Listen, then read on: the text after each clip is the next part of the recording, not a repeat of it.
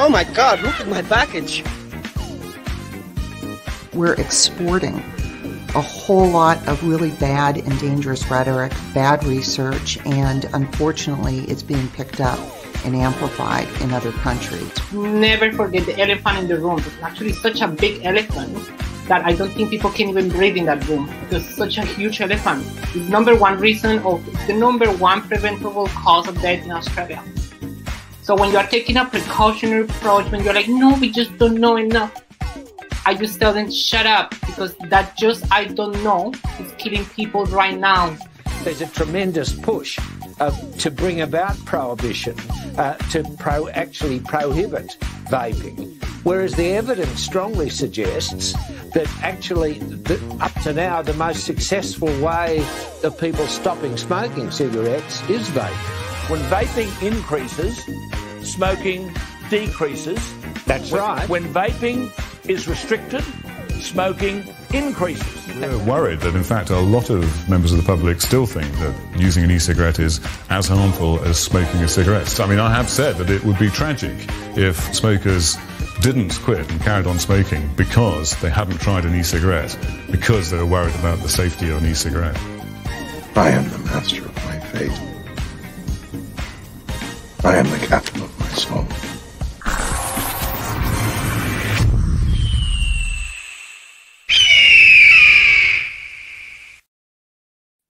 Well, howdy. Hello. How's it going? It's Friday night and we're here doing our thing. This is the first show of the new and awesome year 2021. This is so much better than 2020. It's already what's the word? It's already crap. I mean, really, it's already crap. There's no difference between 2020 and 2021.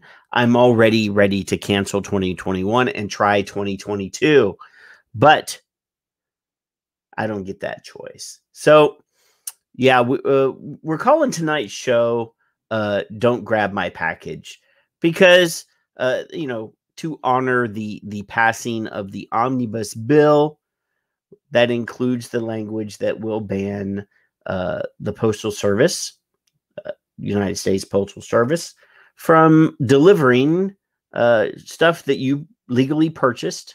It is a legal product, and we're gonna talk about that. But so the postman's gonna be grabbing your packages. So I hope you guys get used to being fondled by the postman. But hey, Kevin is here. You missed it, but there was a Logan sighting. I can see backstage, and there was a Logan sighting, but it looks like Logan has already gone. So I guess we'll have to welcome the old grumpy ginger. Grumpy ginger bastard. Well, 2021, Patrick. I actually wasn't going to call you a bastard, but there is a bastard in the YouTube chat right now. He drives me crazy. I have no idea who he is. He shows up and then he disappears. I still have never figured out who that guy is or girl. Well, he's a bastard, and that's just how it works. So let's say hello to the people that are in here already. There's David Moyle and Victor Altek and Tom Morowitz and Shannon Brown and Rob Ramdisk is in YouTube. And Bill's here. Were you here when I banned Bill accidentally from the page? But so Bill's here. He's not banned. Yay. And Sophia Jeans is here. I'm hoping that Sophia is comfortable in her jeans. And Paul Blameyer is here, and he says that his package is broken. Now, well, at his age, it's probably permanent. But anyway, so what the hell's going on? How was your New Year's? Quiet, uneventful. We had Logan, and that's exactly how I wanted it. Did you see the massive crowds of people in Times Square? Not. I was there once. It was so fucking boring. Like, I actually had it on It was on, and they're all lamenting all of these famous people, rich people. There was a Logan sighting in the back, and they were all so sad because they were lonely, and I'm just thinking, how much money are you making to be where you are? And lonely. Yeah, well, I mean, the Anderson Cooper had the other guy, Andy Cohen, with him, and I saw Kelly Osbourne was on something. I'm like, why is Kelly Osbourne even relevant, other than the fact that her dad is a great heavy metal singer? But why is it that she is relevant? Why is she there? But so yeah, New Year's was kind of I don't know, awful. But yeah, I was actually I pulled the old man thing. I was in the bed at 10:30 with the TV on, and as soon as midnight came around, the TV got, and this is almost as bad as having the clapper. You remember the clapper? I just ordered one. I have my Amazon Echo connected to the TV in my bedroom, so I don't have to get up to turn the TV or the lights off. That's how lazy we have become. And Paul's old, right? So yes. For me, Logan was here. When I drove a cab, I did 20 odd years of New Year's Eves. I've had plenty of it. I don't want it. It's y'all go do what you do and don't drink and drive every year, and that makes me happy. So Hamish says that you can grab his package anytime. He was flirting with me the other day on Twitter. And he says that your mic needs turned up. You're pretty loud in my head, but well, I'm trying not to get into your head or touch your package. That's all I know. You touch me all the time. That's right. So yeah, the United States Postal Service has 90 to 120 days of the act being signed or whatever for them to no longer be legitimately legal to carry your vapor products. That's going to happen. Yeah, I mean, unless you're stupid, it'll be fine. Unless you're stupid. Obviously, if you're a business, you're going to be looking for other options because you're going to get fucked if you're a business. But, the number one deliverer of like illicit drugs in the United States is the Postal Service. No. So... No. Yeah, I mean, I'm not telling everybody not to worry, but I'm just saying, I wouldn't panic, but I would go ahead and if there's something that you really like, or you really go ahead and get a couple extra bottles of that thing you really like. Mm-hmm.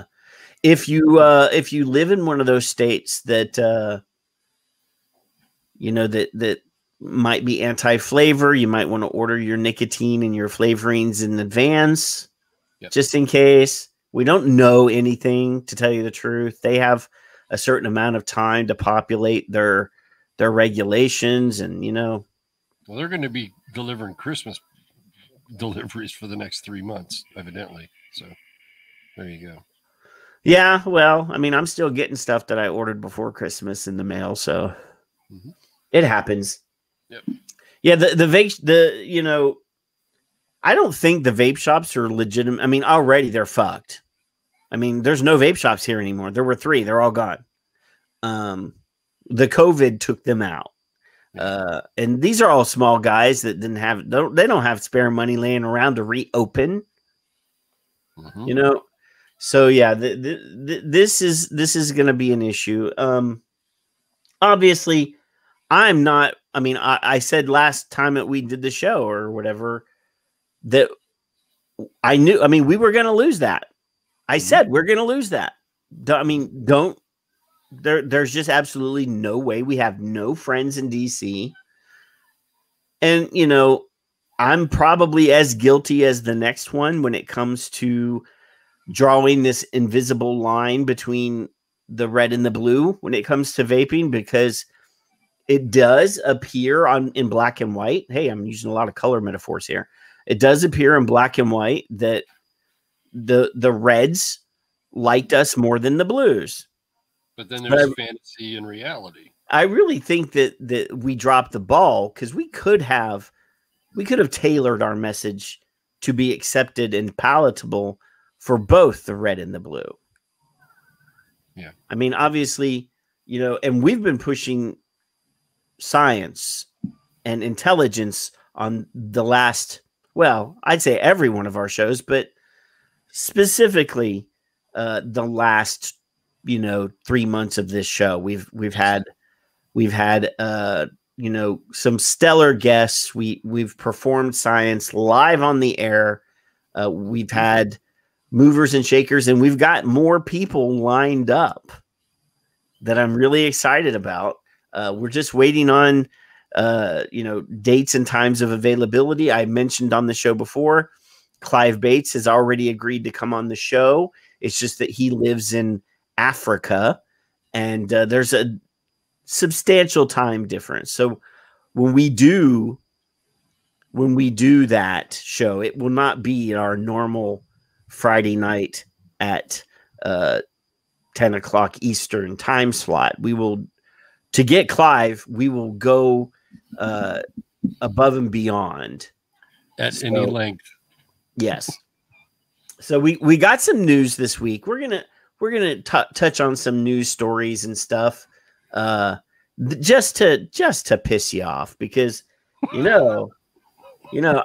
But wait, there's more.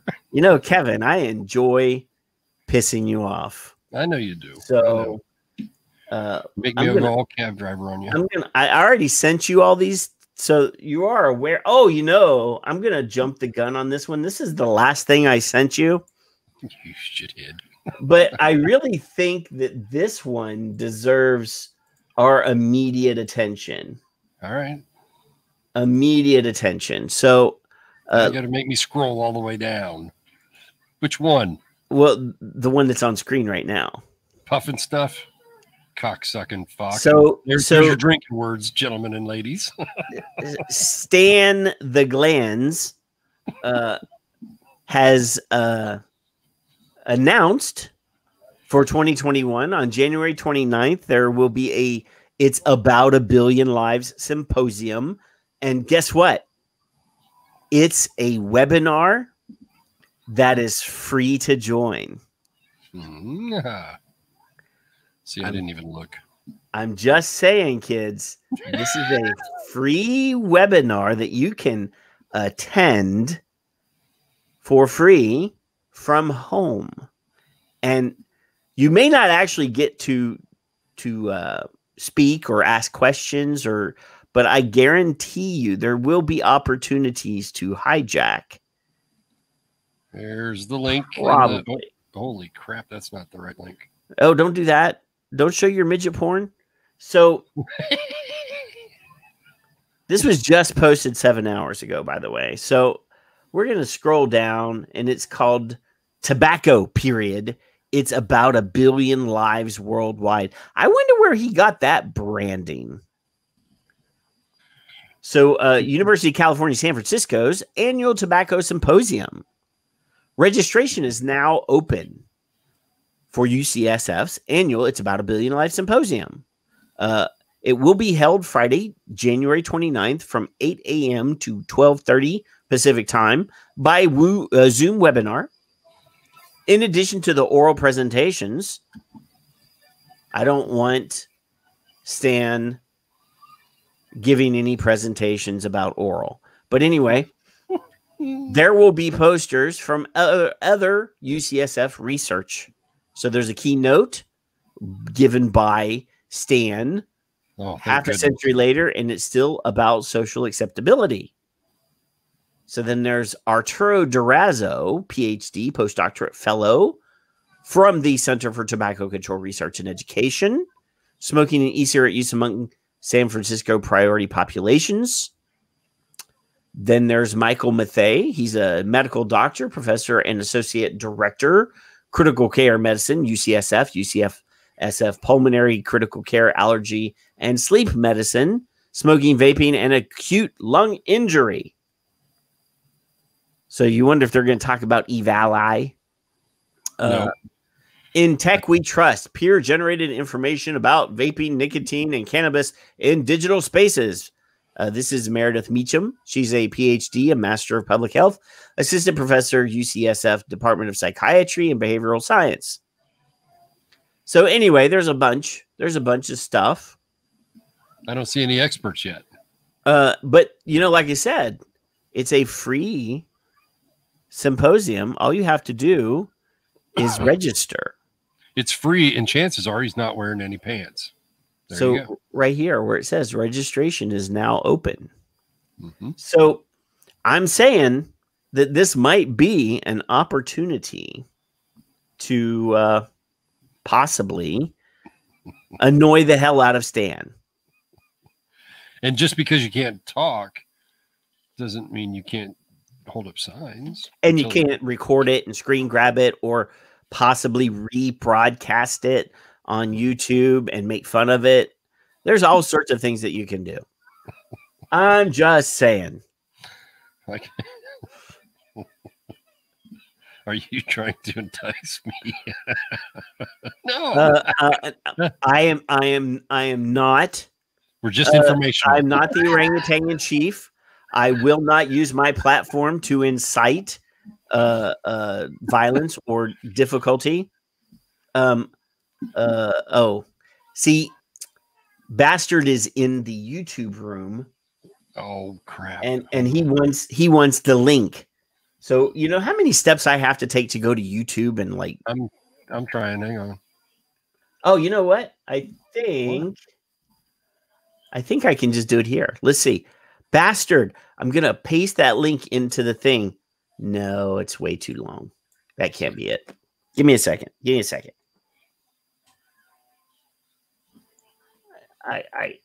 There we go. Let's try this. Let's see if it shows up on all the places. Bastard's just being a bastard. Yeah, well. There we go. I think it went there. Every time I see that name, it's something there. Oh yeah, it works. It appears to have worked. Oh, you know what?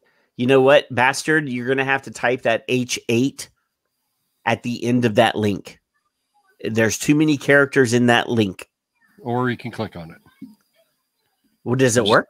Yeah, I just clicked on it. So Okay. All right. Okay. I hate YouTube. Why do you? Oh, I thought you were going to say you hate me. I don't like you. Hate No, is such a strong word. Hate is such a strong word. So there was a glut of sarcastic media this week. So a glutton? A glut. So I'm a glutton for punishment. So I'm wondering, I'm going to show you this, and I'm wondering this photograph on this article is I think this is marketing to young men. No. Yeah. I mean, what's that from? Well, it's from a website called Intelligencer. It is a young lady. Intelligencer. It is NewYorkMagazine.com is what it is. Oh. But I'm looking at this and I'm going, this is an attractive young lady. She's got her, we talked about oral a while ago with Stanton Glantz. And you got a chain and you got some. You can't tell me that they're not trying to do something here. Mm-hmm. So as I scroll down, the headline is who thought sucking a battery was a good idea? So already the sarcasm is dripping. So I'm going to rub this and make it bigger.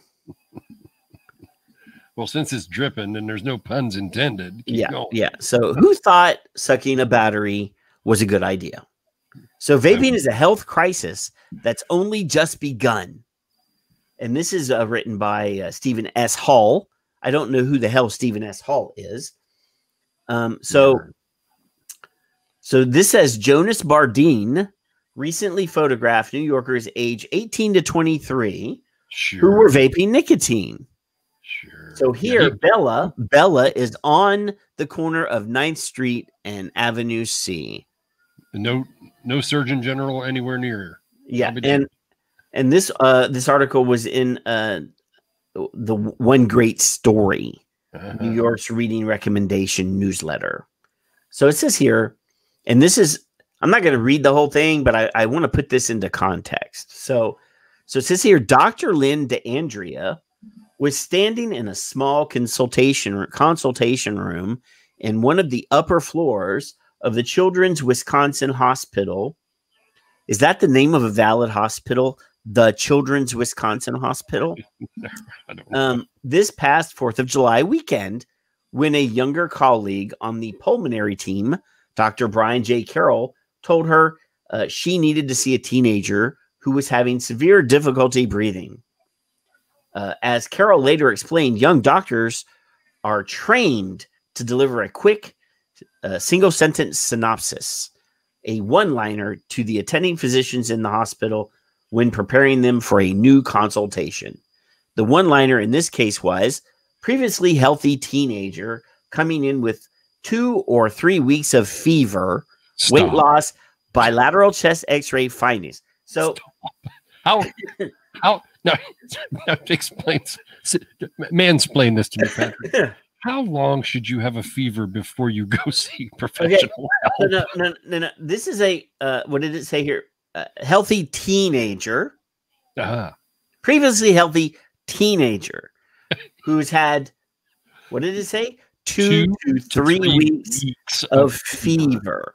Full stop. So there's no where reason. the fudge were mom and dad when their teenager had a fever for 2 to 3 weeks.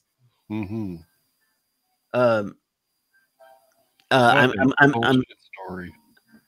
I'm already thinking that something's amiss here, Kev. Something's amiss here. Weight loss. Now, teenagers, their weight goes up and down, up and down, up and down because, depending on if they've binged or purged recently. So I'm really interested to continue. So it says DeAndrea, who had been on call at the hospital the entire week and holiday weekend, at first believed Carol had misspoken. I thought we were mixed up, she admitted, and he was telling me the same consult for a second time. So apparently this has happened more than once. Hey, Kevin, there's an ad for your everyday carry bag, nutsack bag. No, that's not interesting to me. So, no, Dr. DeAndrea, Carroll replied, there are 3 of them. 3. And they've all had fevers for 2 to 3 weeks? Now, we've discussed nicotine tests before. Yes. It takes, 5 minutes? And we also discussed doing a drug panel before. And remember, the Surgeon General said, no, we can't do that. That would sow distrust between the patient and the doctor. If the doctor clandestinely performed a drug screen. If I didn't have a fever for 2 or 3 weeks, I wouldn't let you continue, but if you must go. Beginning the previous Monday, July 1st, 3 adolescents had shown up at the hospital with eerily similar and baffling symptoms. I wonder if they were friends. Extremely rapid and labored breathing like a gerbil, in the words of Dr. Michael Meyer. Dr. Michael Meyer? If you have a doctor, his name is Michael Myers, you probably need a new doctor because he might put on a mask and try to kill you. Anyway, head of the hospital's pediatric intensive care unit, weight loss, chest pain, and coughing. Chest x-rays and CT scans were puzzling too. Instead of a typical picture of pneumonia, in which the signs of infection tend to cloud a particular area of one side of the lungs or the other, these images showed diffuse ground glass pattern on both sides. Even more curious, there was a clean margin or sparing at the edges of the lungs in the CT images. This wasn't typical of pneumonia, more like some sort of environmental exposure. Yeah. So I think the one-liner was the same, exact same for 3 patients in a row, Carol said. That starts to raise some eyebrows. Whatever caused their illnesses wasn't sudden. They had all been sick for a couple of weeks before something tipped them over into severe respiratory distress, breathing 40 or 50 times a minute. So that whatever rate for a teenager is very close to impending respiratory failure. So that's actually true. Whatever caused their illness wasn't sudden. Their parent or guardian didn't notice a fever for 3 weeks. Please continue. And this is from June. Is that when it was from? Well, that's when the article. This is about an event in June, but or July. No, it was July. But it was actually published on February 4th, 2020. So this is over a year old. Oh my God! But they republished it. This showed up in my Google searches again, and the reason. And I'm not going to reread. I'm not going to read the whole thing because it is long and a lie and annoying, and it's just difficult to regurgitate all of the same misinformation. But and if you ask Bill, because Bill tracks this better than me, Bill keeps track of the pattern of these stories. So every once in a while I'll send him a link to a new story that I just found, and he'll be like, oh yeah, it's been 120 days since the last time I saw this article published. So, he's got a pattern in his head, and he knows when this stuff is just getting regurgitated to fill space. Yeah. So I do want to say that there is a whole bunch of news articles claiming that vaping nicotine actually causes fuzzy memories and fuzzy mind and lack of concentration. I bring this up because you're really fuzzy right now. All right, I'll just reboot myself. You're blurry. Blurry. I'm looking for something. It's almost like I've been drinking. It's almost like I've been drinking. And I wear trifocals, and I got really good glasses. They're newish. So that you should not be blurry yet. Let's see.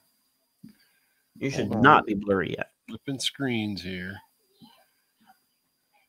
I'm flipping screens. Oh, now you're not. Now you're not fuzzy. There we go. Now you're not fuzzy. So I'm just here to tell you that with Glance's webinar, it seems like there's a lot of talking points on that seminar listing that does not seem to be about smoking. And there was one specific area that seemed to be talking about acute lung injury and vaping. Yep. It's coming around again. Yep. Now that the COVID is slowly but surely dwindling, hopefully, knock on wood, hopefully we don't have any more upticks in cases or any of that nonsense. Yep. We will. We will. Well, I'm sure we will. But, I don't want to accept your cookies, especially because of this. So, hey. Do you know who British American Tobacco is? Yes, I do. Oh, Logan is not happy. He's fine. Oh, I heard squealing.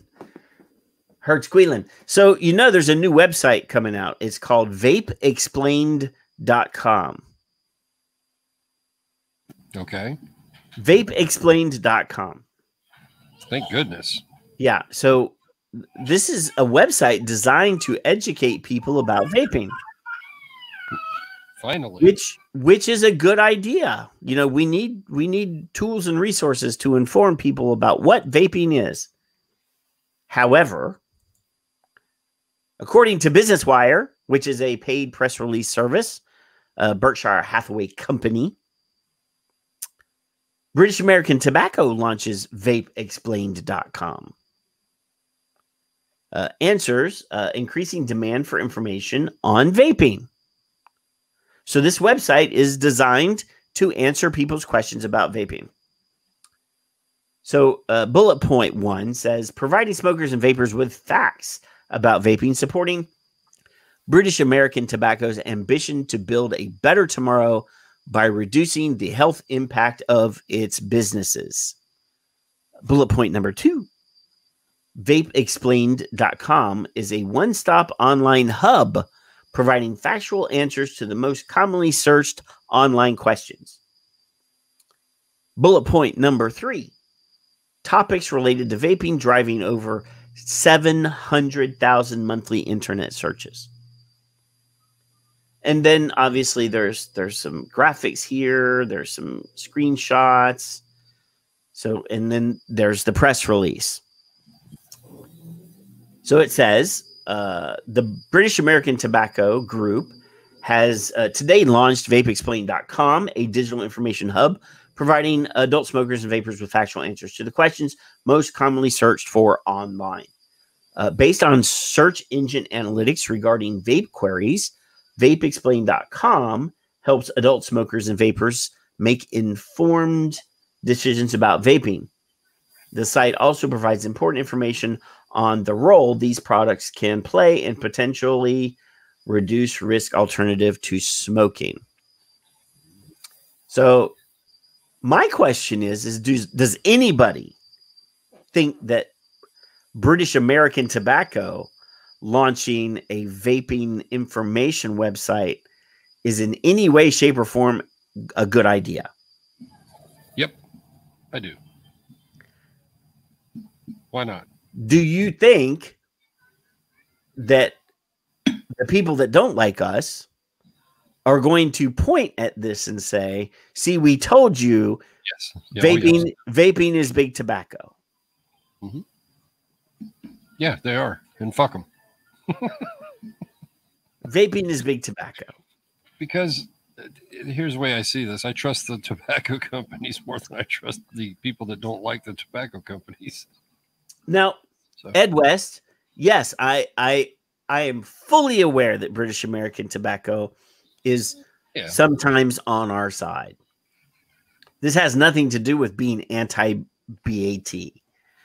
What this is about is the fact that they've spent a pretty penny on a website, and our opponents are going to use this against us.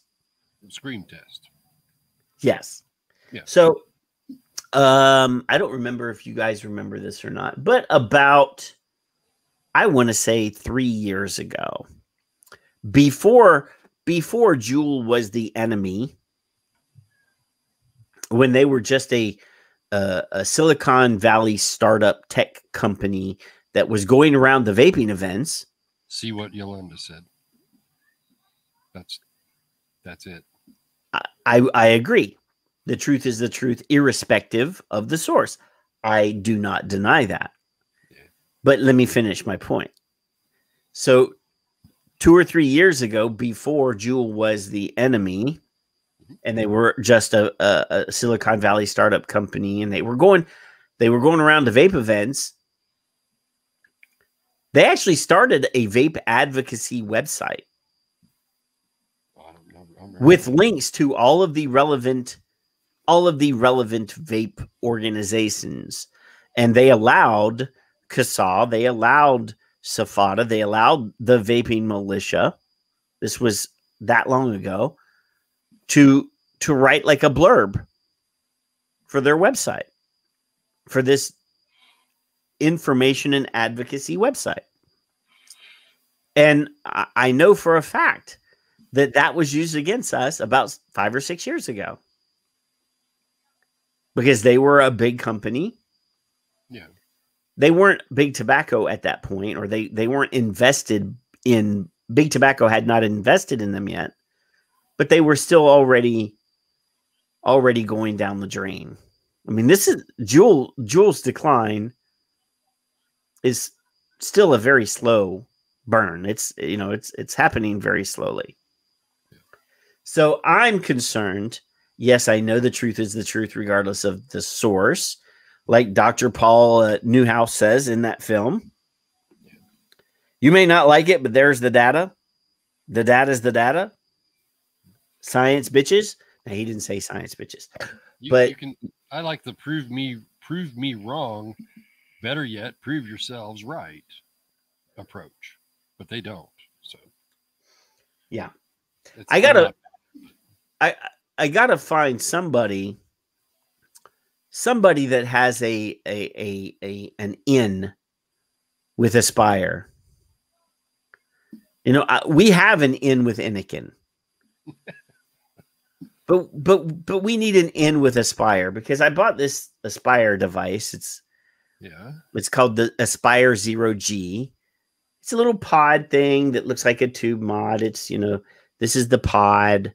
It goes in there, and the pod has a rebuildable deck. Yeah. So you can actually rebuild it, and it's really cool. I like the overall. I've been vaping on it for a whole 2 days. But I ordered extra pods, but I only have one rebuildable deck. So I want 2 more rebuildable decks, and I can't find where they sell them separately. So somebody tag somebody at Aspire to this video and say, hit me up. This is actually called the, what is this called? The 0G. I was going to say zero gravity. 0G, designed by No Name and Aspire. It's a pretty cool little thing, though. We don't advertise for people. They don't sponsor us. But yeah, I do kind of like this. And I'm beta testing. A top secret tobacco right here. This is peanuts in it. There's no penis in this at all. Peanuts. Oh, there's no peanuts either. Is this a conspiracy or what? Well, I don't have that one, so I have this one. Fine. I got that one too. I talked to Fig yesterday. I missed that old bastard. He gave me a virtual tour of his new office facility thing, where his new business is. It will look nice. I mean, they're just moving in. There's boxes everywhere and stuff, but pretty good thing. And he's got his t-shirt set up. He's going to be making t-shirts and all sorts. I just got over my withdrawal symptoms from the crack he sent me. Oh, I didn't eat that. I haven't eaten it all yet. Oh, I've been savoring it. I couldn't. You got to ration shit, man. When you got a Ziploc bag this big, you can't just eat it all at once, Kevin. It was a couple of days. Oh, there's Ed's giving me the phone number. I'm gonna use my vape fame. Hey, this is Son of Liberty Radio. How about hooking me up with a couple extra rebuildable decks for my 0G? But wouldn't that be cool? I do like the idea that you can just grab this shit, pull it right off, and drop another one on. It's magnet, right? Yeah. Because that's what this is. Yes. I have one of those. Pretty freaking cool. See, I have one of those. See, somebody didn't send me the 510 connection. Well, I don't know what you're talking about.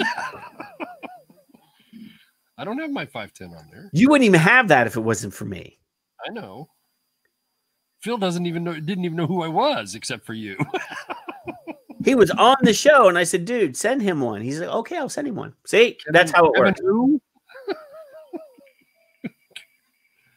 I still enjoy this. Yeah, I don't have that. It's getting scratched up. It's taking a beating. You're gonna have to put in a review. We're gonna have to review the durability of the coating of the of the limited edition this slide tube. It's pretty strong. Yeah. But you said it's already scratched up. That means that the coating is not very durable. Yeah, it's pretty durable. Oh. What? Oh. I got too many screens. It's loading. It's slow. It's slow. But it's loading now. So are you aware? Are you aware? You know I don't like you. What? Are you aware that vaping may up your risk of lung disease by over 40%? You know what? I don't even care if it did. 40%. It may up your it may up your risk of lung disease by over 40%. Well, modal verbs are always fun and exciting to me, but may, could, might, likely, we don't know. So full of shit. Association of Electronic Cigarette Use with Incidents of Respiratory Conditions among U.S. Adults from 2013 to 2018. American Heart. All right. So this is from the Journal of American Medicine Association. If you show me that this includes Valley in any way, shape, or form. No. This is from 2018. Okay. All right. 2018. I didn't see the 18. The 2013 to 2018. So they did not include 2019's spurious lies. Okay. Spurious lies.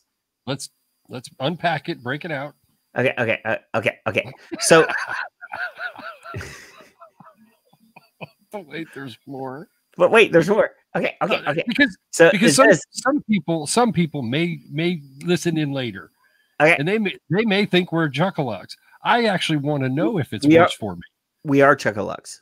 But I want to know, and I expect everyone in the room that we know to want to know if there's something worse for us. Well, that's why we do this live on the air, man. We do this live on screen.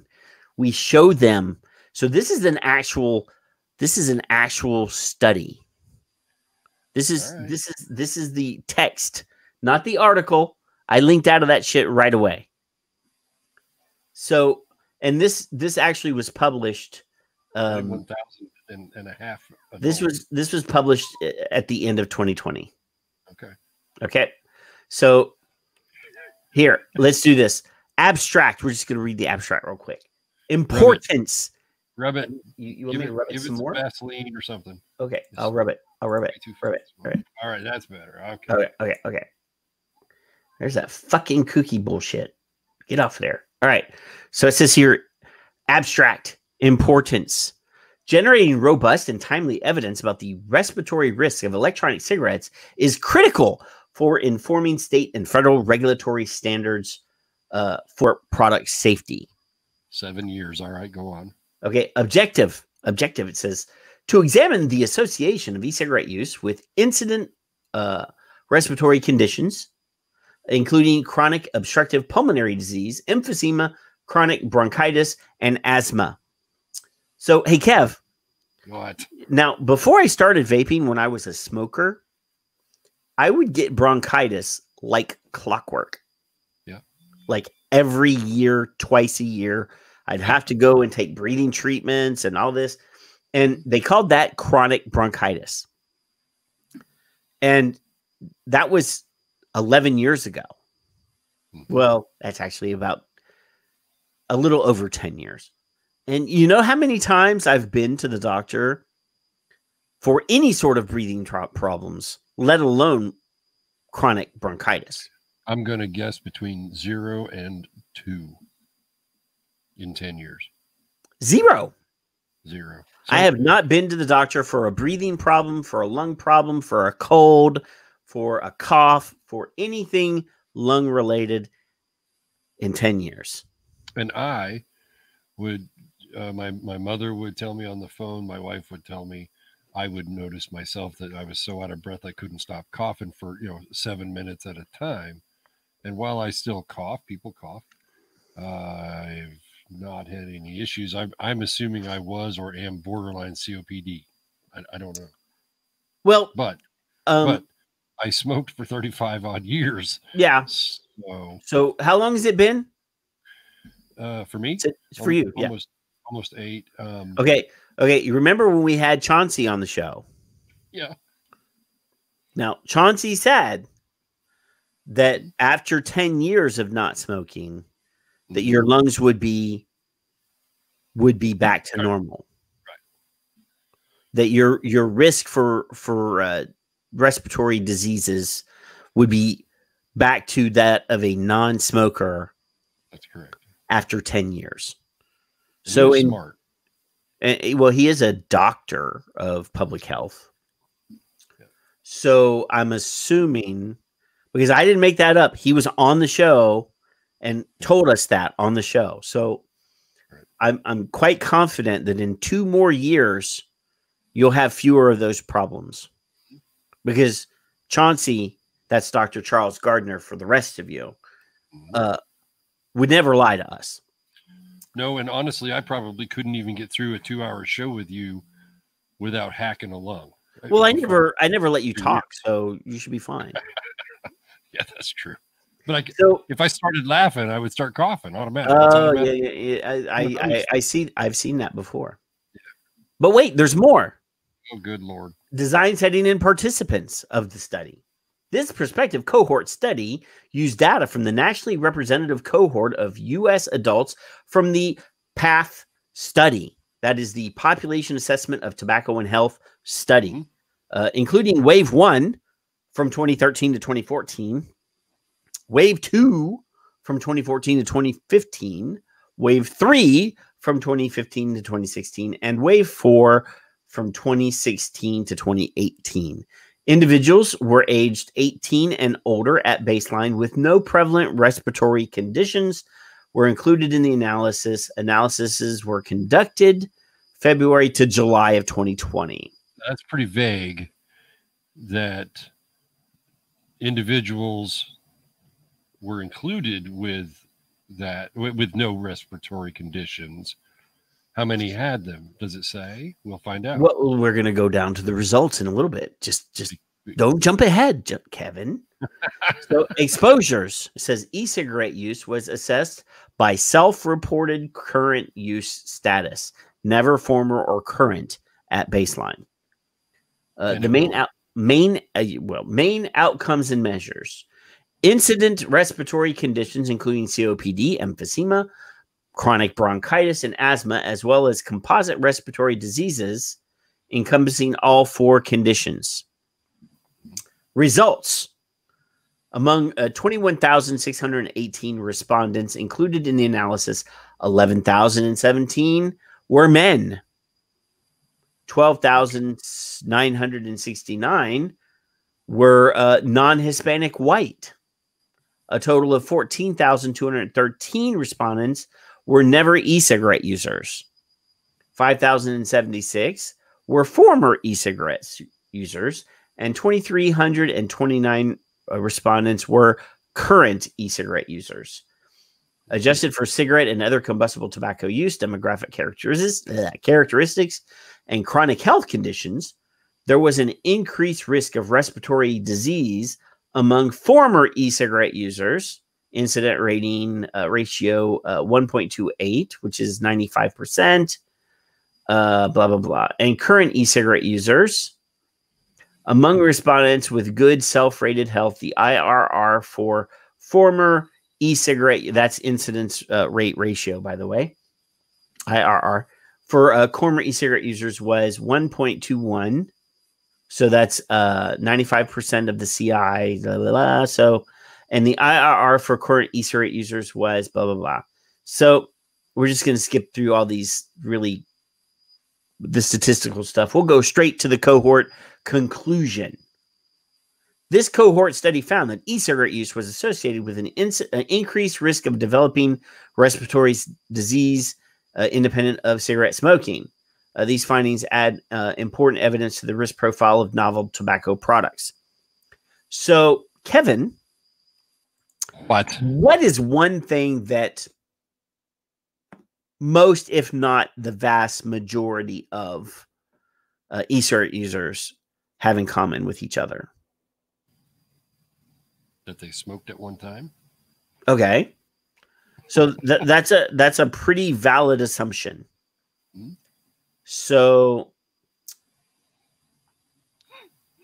don't make me cough. At the time of this study, starting in 2014 and going to 2018, how many years had vaping been sort of popular in the world? 2013. That's the first year. So 5 or so, 5, 6. Mainstream is about 2013. Mainstream is about 2013, 14.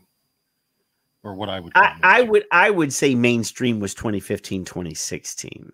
You think? Okay. I think it was still very fringy. As somebody that was around in that time and trying to find products in 2013, 2014, it was still difficult. So I would say we know that the boom was in 2016.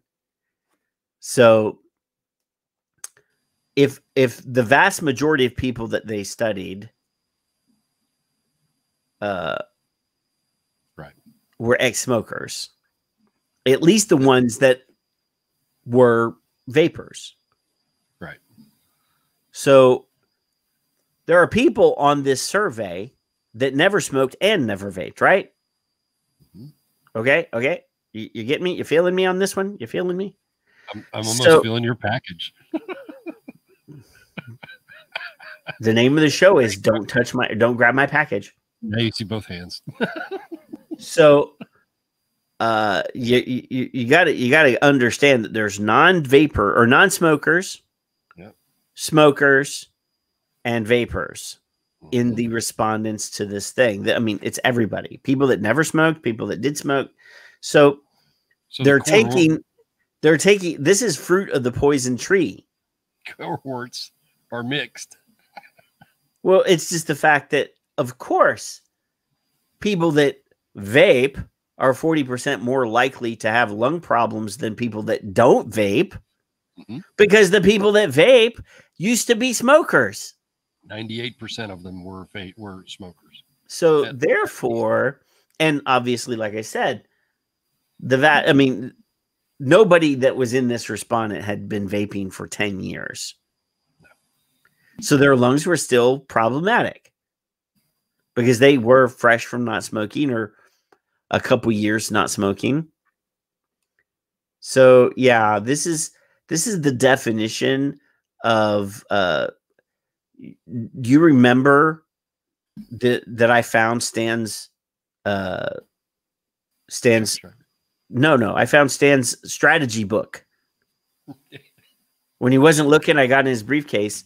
Don't you remember that? I tweeted about it a while back.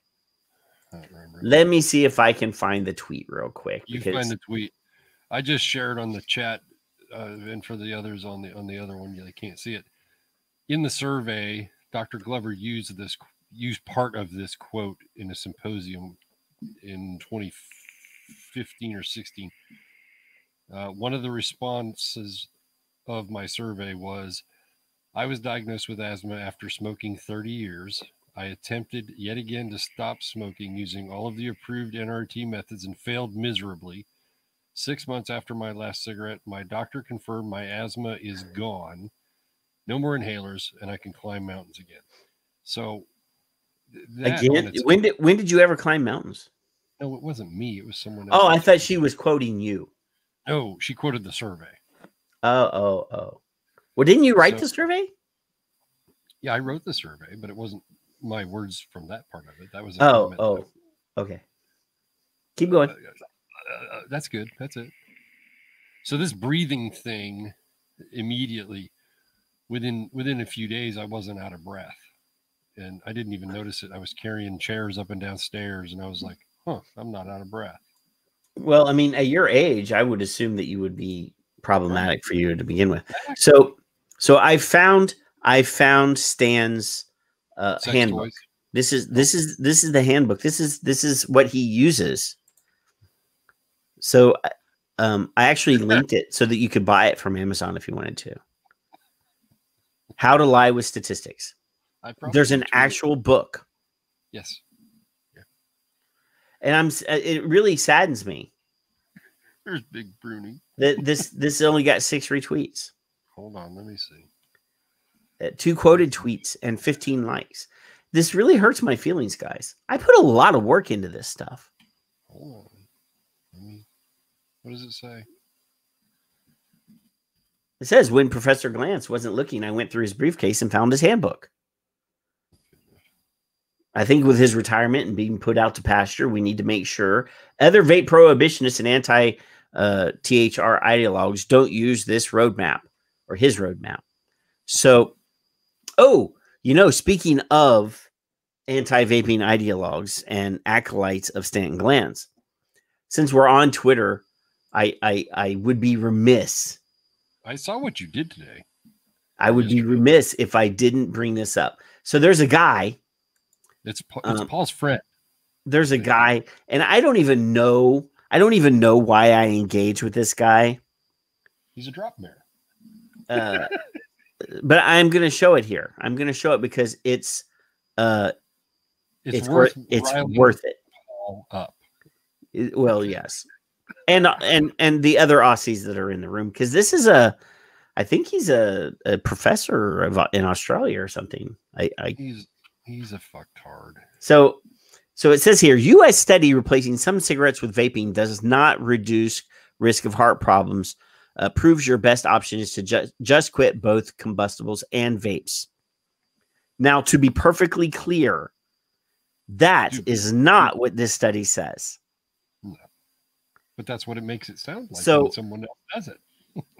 to be perfectly honest, and I describe it later in a tweet. So I'm not gonna go to the link is in the tweet to the actual PDF of the study.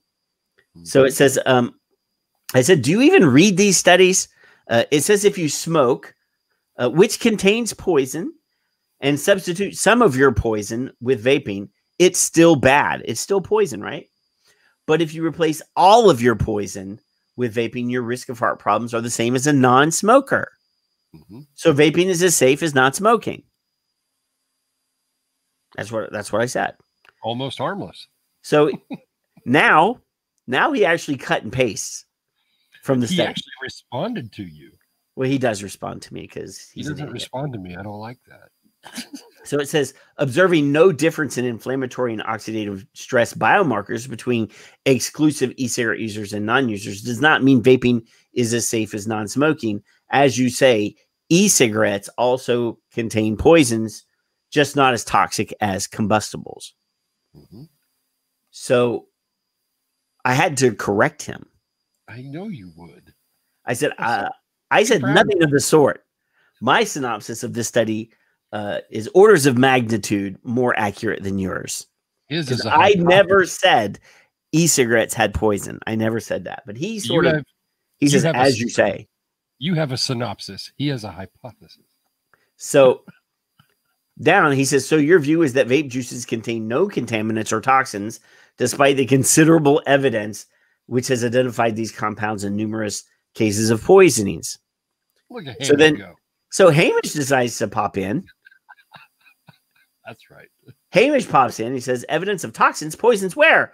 It's the dose that makes the poison. And then he has a photograph here of the amount of information that this adjunct professor has conducted. 49 research items. He's read a bunch of stuff. Duh. He's read a bunch of stuff, but you gotta. I want to finish this, but then I'm going to go to his profile because I really want everybody to understand what he is. Well, he's a Bloomberg twat, but go ahead. Well, not only that, but he's a informatics, like social media informatics. I don't even that's his specialty. He markets public health lies. That's what he's in charge of, is information. Informatics. Nice. All right. I never heard the term. Keep going. An adjunct professor, Tom, is somebody that is not a full-time employee of the school, but he might teach one class. So Michael Schuster says proves your best option is to full replace smoking by vaping. And Michael doesn't get in a lot, but when he does, he's very, very sharp about it. So Tahir says if your motives were to make more profit from addiction, welcome to the world of big tobacco. Yeah, right. So then Alan pops up. I love Alan. Did I tell you that? Yeah. I like Alan a lot. Alan is one of your man crushes, we know. What about if you were a humble consumer, unconcerned about the source or an appreciably safer product? Pretty clear motives in that case. Yours are clear also. You are unconcerned about consumers switching to safer nicotine products, simply focused on who manufactures them. So then Tahir says, well, yes, we are concerned about consumers having the safest products that are properly tested and approved by FDA. So one thing is why is this asshat referring to American regulators? Patrick's in He's not in fucking America. But that's not the case with e-cigarettes. We simply don't have the long-term, don't know the long-term harms. So it's best to keep them in clinical settings where smokers who can't quit can still access them. That's actually a stretch for him to say that. I was actually kind of impressed that he did. So, but I won't say that out loud. That will keep that in mind because we're going to use this to segue into another thing. It's fucking. But we got to keep going. Can you account for the difference in approach? FDA, TGA, MHRA. Risks to smokers are the same in each country. No. Those lungs are different because they're in different countries. Yeah.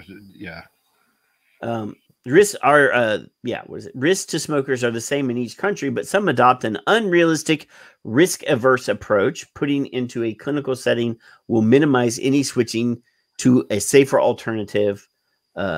LT harms after 15 years. You see why I like Alan. Yes. Troop. Look at Troop. Troop's in there. Oh, yes. Your dumb is overflowing again to here.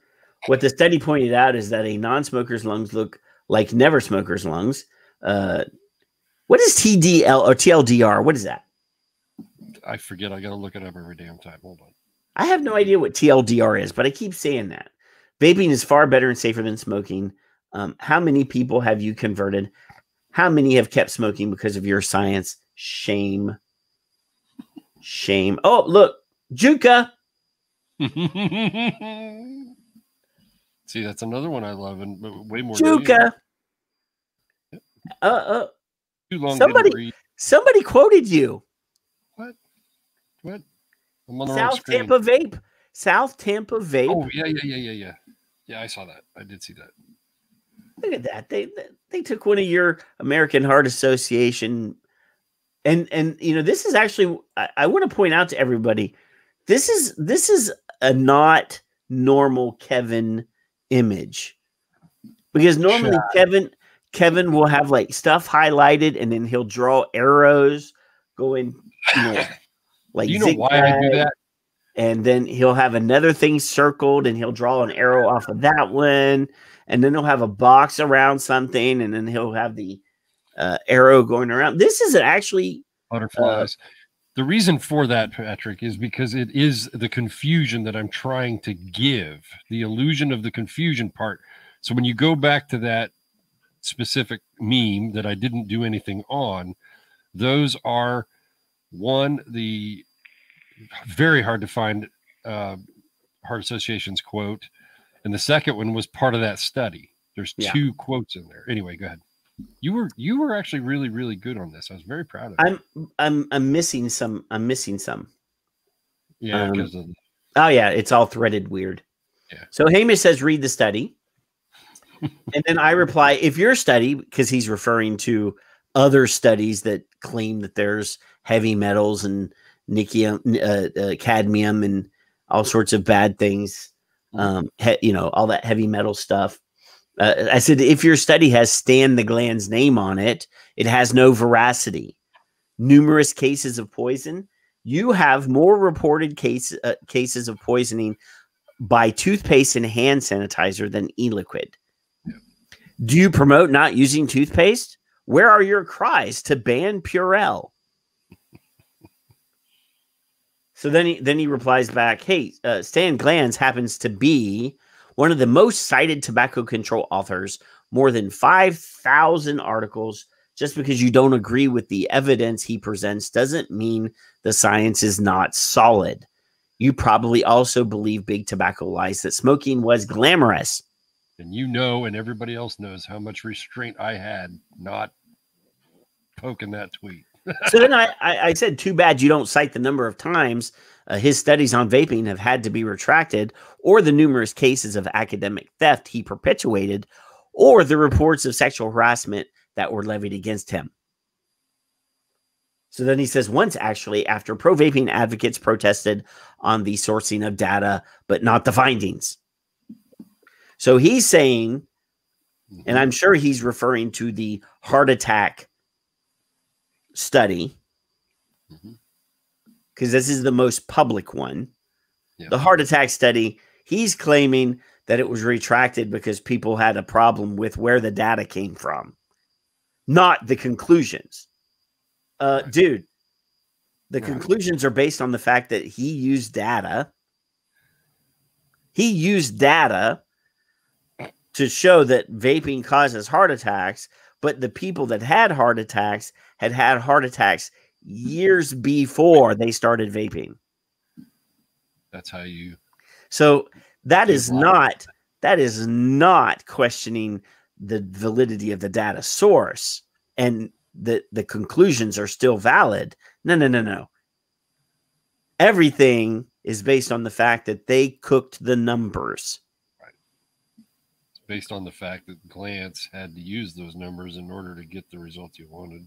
And then I said, wow, to hear, you should subscribe to the Retraction Watch website. It's more than one. Your characterization that it was the data source and not the conclusion is significantly obtuse. That's the researcher. A researcher that steals from his colleagues and harasses female subordinates has no ethics. Correct. So I'm fucking proud of you, Patrick. This was like, wow. Yeah, but look, Kevin, if you had tweeted that, it would have 30 or 40 retweets and 50 hearts. Look at that. One retweet and one heart. I know. Hold on. Why do I even waste my time on Twitter? Really? Why do I waste my time? I don't feel the love. Hold on. Well, it doesn't matter now if you do it. Doesn't matter now. Oh, the other one. Oh, this is from a week ago. This is from a week ago. But this is actually more to hear tweets. This is more to hear tweets. So I don't know why you're subjecting me to this, but all right. Michelle actually was trying to engage with Tahir in a conversational way. Yes, Michelle's been on the show. This is her review of the documentary. You Don't Know Nicotine by Aaron Biebert, also a friend of the show. Scathing, yes. And then Tahir says, there is no longer a debate about the harms caused by smoking. What are these people vaping? There continues to be a debate about harms caused by smoking, with the industry continuing to market combustibles while building a new addiction market of harms caused by vaping and dual use. Yeah. And there's the admission. So then Matt says, just enough to be dangerous to hear, just an anti-nicotine and tobacco zealot. And then he admits it. I love You are right, Matt. I am an anti-nicotine and anti-tobacco campaigner of 40 years, and I will keep fighting to help to keep kids from more addiction and suffering.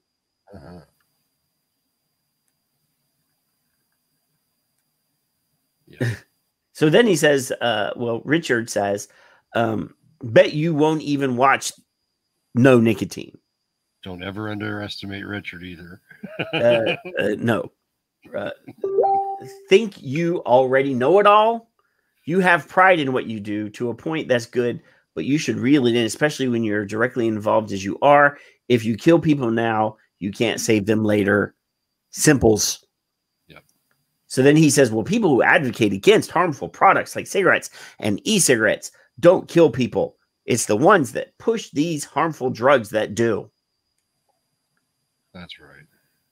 So then I didn't jump in until later, but here I'm jumping in now. So he says, we prefer to switch everyone to being a real non-smoker and not substitute to a big tobacco variant brand. Right. E-cigarettes will hook millions more to their products in the future. Nicotine-infested rat sheep bot fakers. So this is where I jump in, because I really said I think Tahir Turk has Bloomberg.org writing his tweets. Stay on script until the Bloomberg-backed vape device, the Hale, hits the market. Then he will flip and say clean nicotine is a game changer, and then he'll advertise for them. That is a correct statement. So then he didn't respond. Well, no. He didn't respond right away. So I said, you've had a few days to Google the Hale and to do the research to hear. As a warrior for public health, you might have forgotten how to do research. Snarky. Ready to admit, Bloomberg, your hero and probably bank account has ulterior motives. Kill the competition so he can take over. So then Michelle helps by snapping, using a picture of the Hale and the phone app. Says Bloomberg is one of the main investors in Village Global, though they've recently removed any mention of him from their website for some reason. So this is a link to the web archive of the Hale with him listed. And Global Village is an investor in the Hale device by Hava Health. So he says, yeah, right. Bloomberg needs to make more money from addiction to vaping while he has spent billions on tobacco control globally. What are you vaping? He seems to use that all the time. What are you vaping? That's like the third tweet that he's used that I've read. It's one of the better non-answers that he has. Yeah. So are you getting some of that sweet Bloomberg money, says Matt?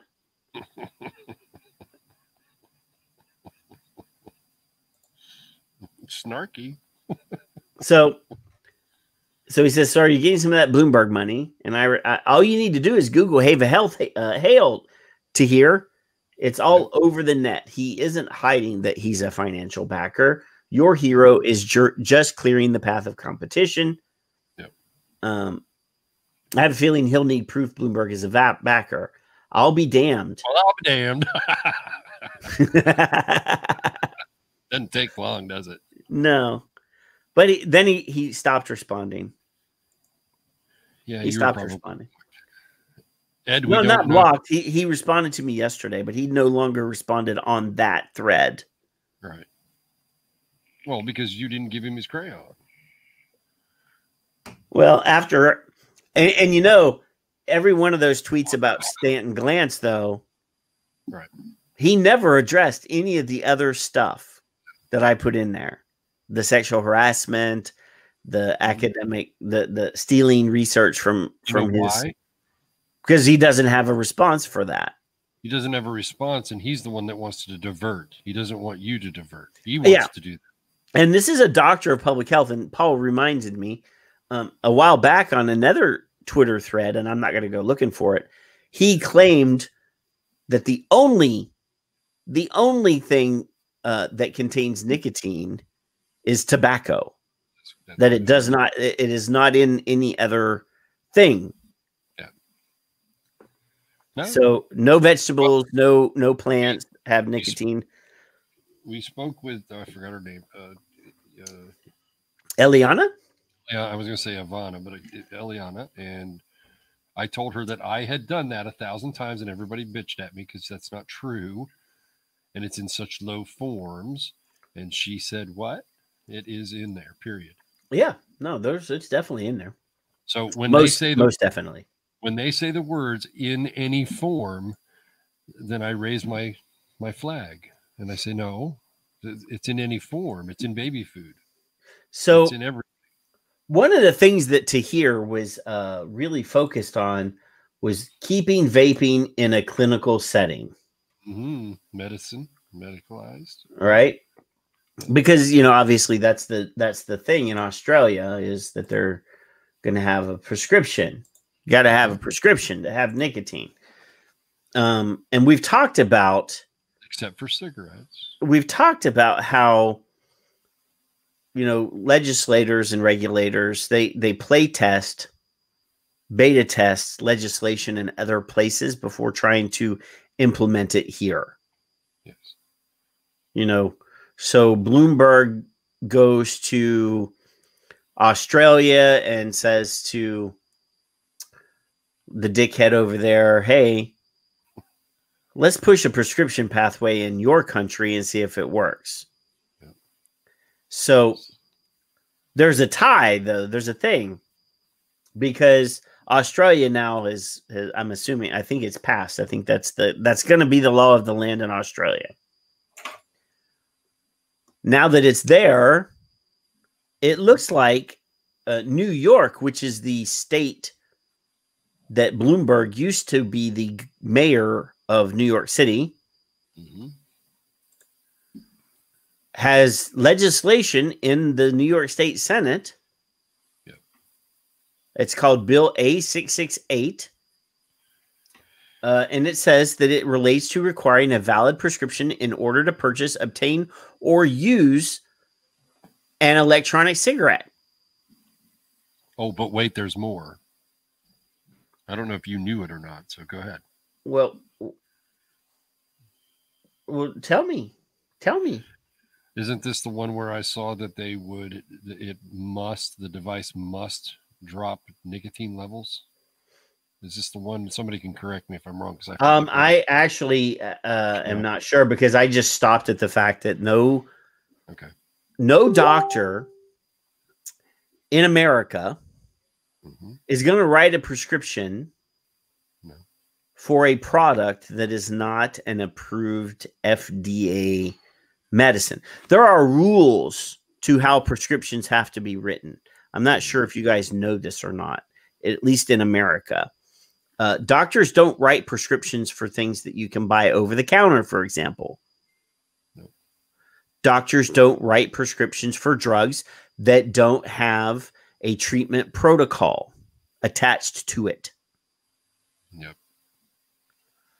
So Paul says that you are correct, that this is the one about reducing nicotine as well. Okay. So doctors are not going to write a prescription, at least American doctors are not going to write a prescription because their ass is not covered. So if this is not an FDA approved thing, it's not being dispensed in a pharmacy, they're not going to write a fucking prescription for it. Now, if you got like one of those old crusty doctors that's a smoker himself that will come into the exam room with a cigarette hanging out of his mouth and treat you, right, then you might have a chance of getting a prescription because he'll just laugh it off, you know.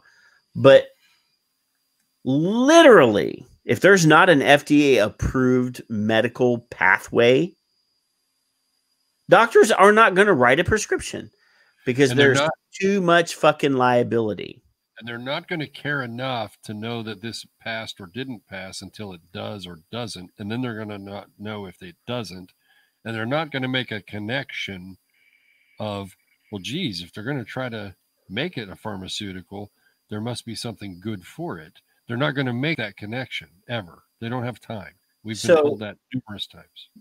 I mean, I don't know. I mean, I'm not tracking legislation like I used to, so I have no idea what the temperature is on this bill in New York. Right. I have no idea, to tell you the truth. It's not going to get any prettier. That's all. If this were to pass in New York, this is literally a fucking ban. This is a backdoor ban. This is, I mean, if doctors aren't going to write you a prescription, yep, how are you going to get it? Like, and this specifically says to possess or use it even. Mm-hmm. So, and again, Bloomberg, Yeah. Australia, Bloomberg, New York. There's ties. There's definitely ties. Yeah. So, I mean, obviously, they're saying that there's language in here also included that would require a sort of tapering down of your nicotine level. Yeah, Paul said I was right. Yeah. I wasn't So, sure. I mean, we're not going to sit here and read the bill, but if you're in New York, Something like that. y'all got to do something. I mean, literally, y'all got to do something. And don't do the same shit that we've always been doing, because that doesn't work. You have to talk to your local leaders, your state leaders. You got, regardless of party affiliation, you got to fucking, you know, like I said, we got to get scientists and you know, people with credentials after their names Studies to go to these meetings, to go to these hearings. The NASM report. You know, we literally got to do something here, because this is the type of bullshit that it's already in committee. Addie Tooney says that it's moved into the health committee. So yeah, y'all got to do something, because, and like I said, this, you know, Trump is gone. Yeah. Literally, regardless of whether he gets impeached or 25th Amendment or whatever, in 12 days, he's gone.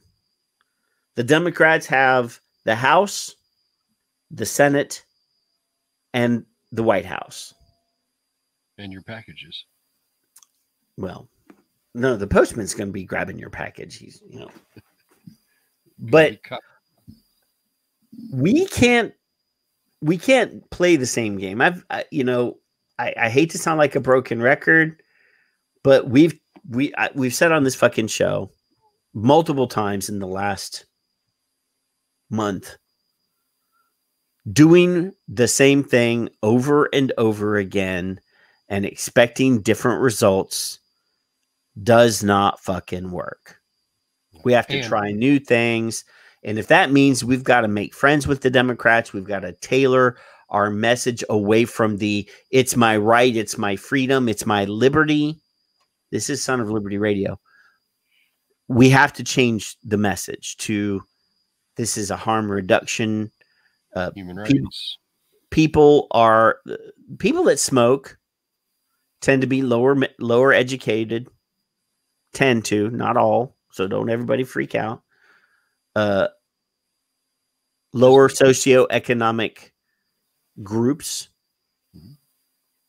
higher stress, mentally ill, working stiff, regular folks that are just stressed out. You know, we need to play into the hand that, you know,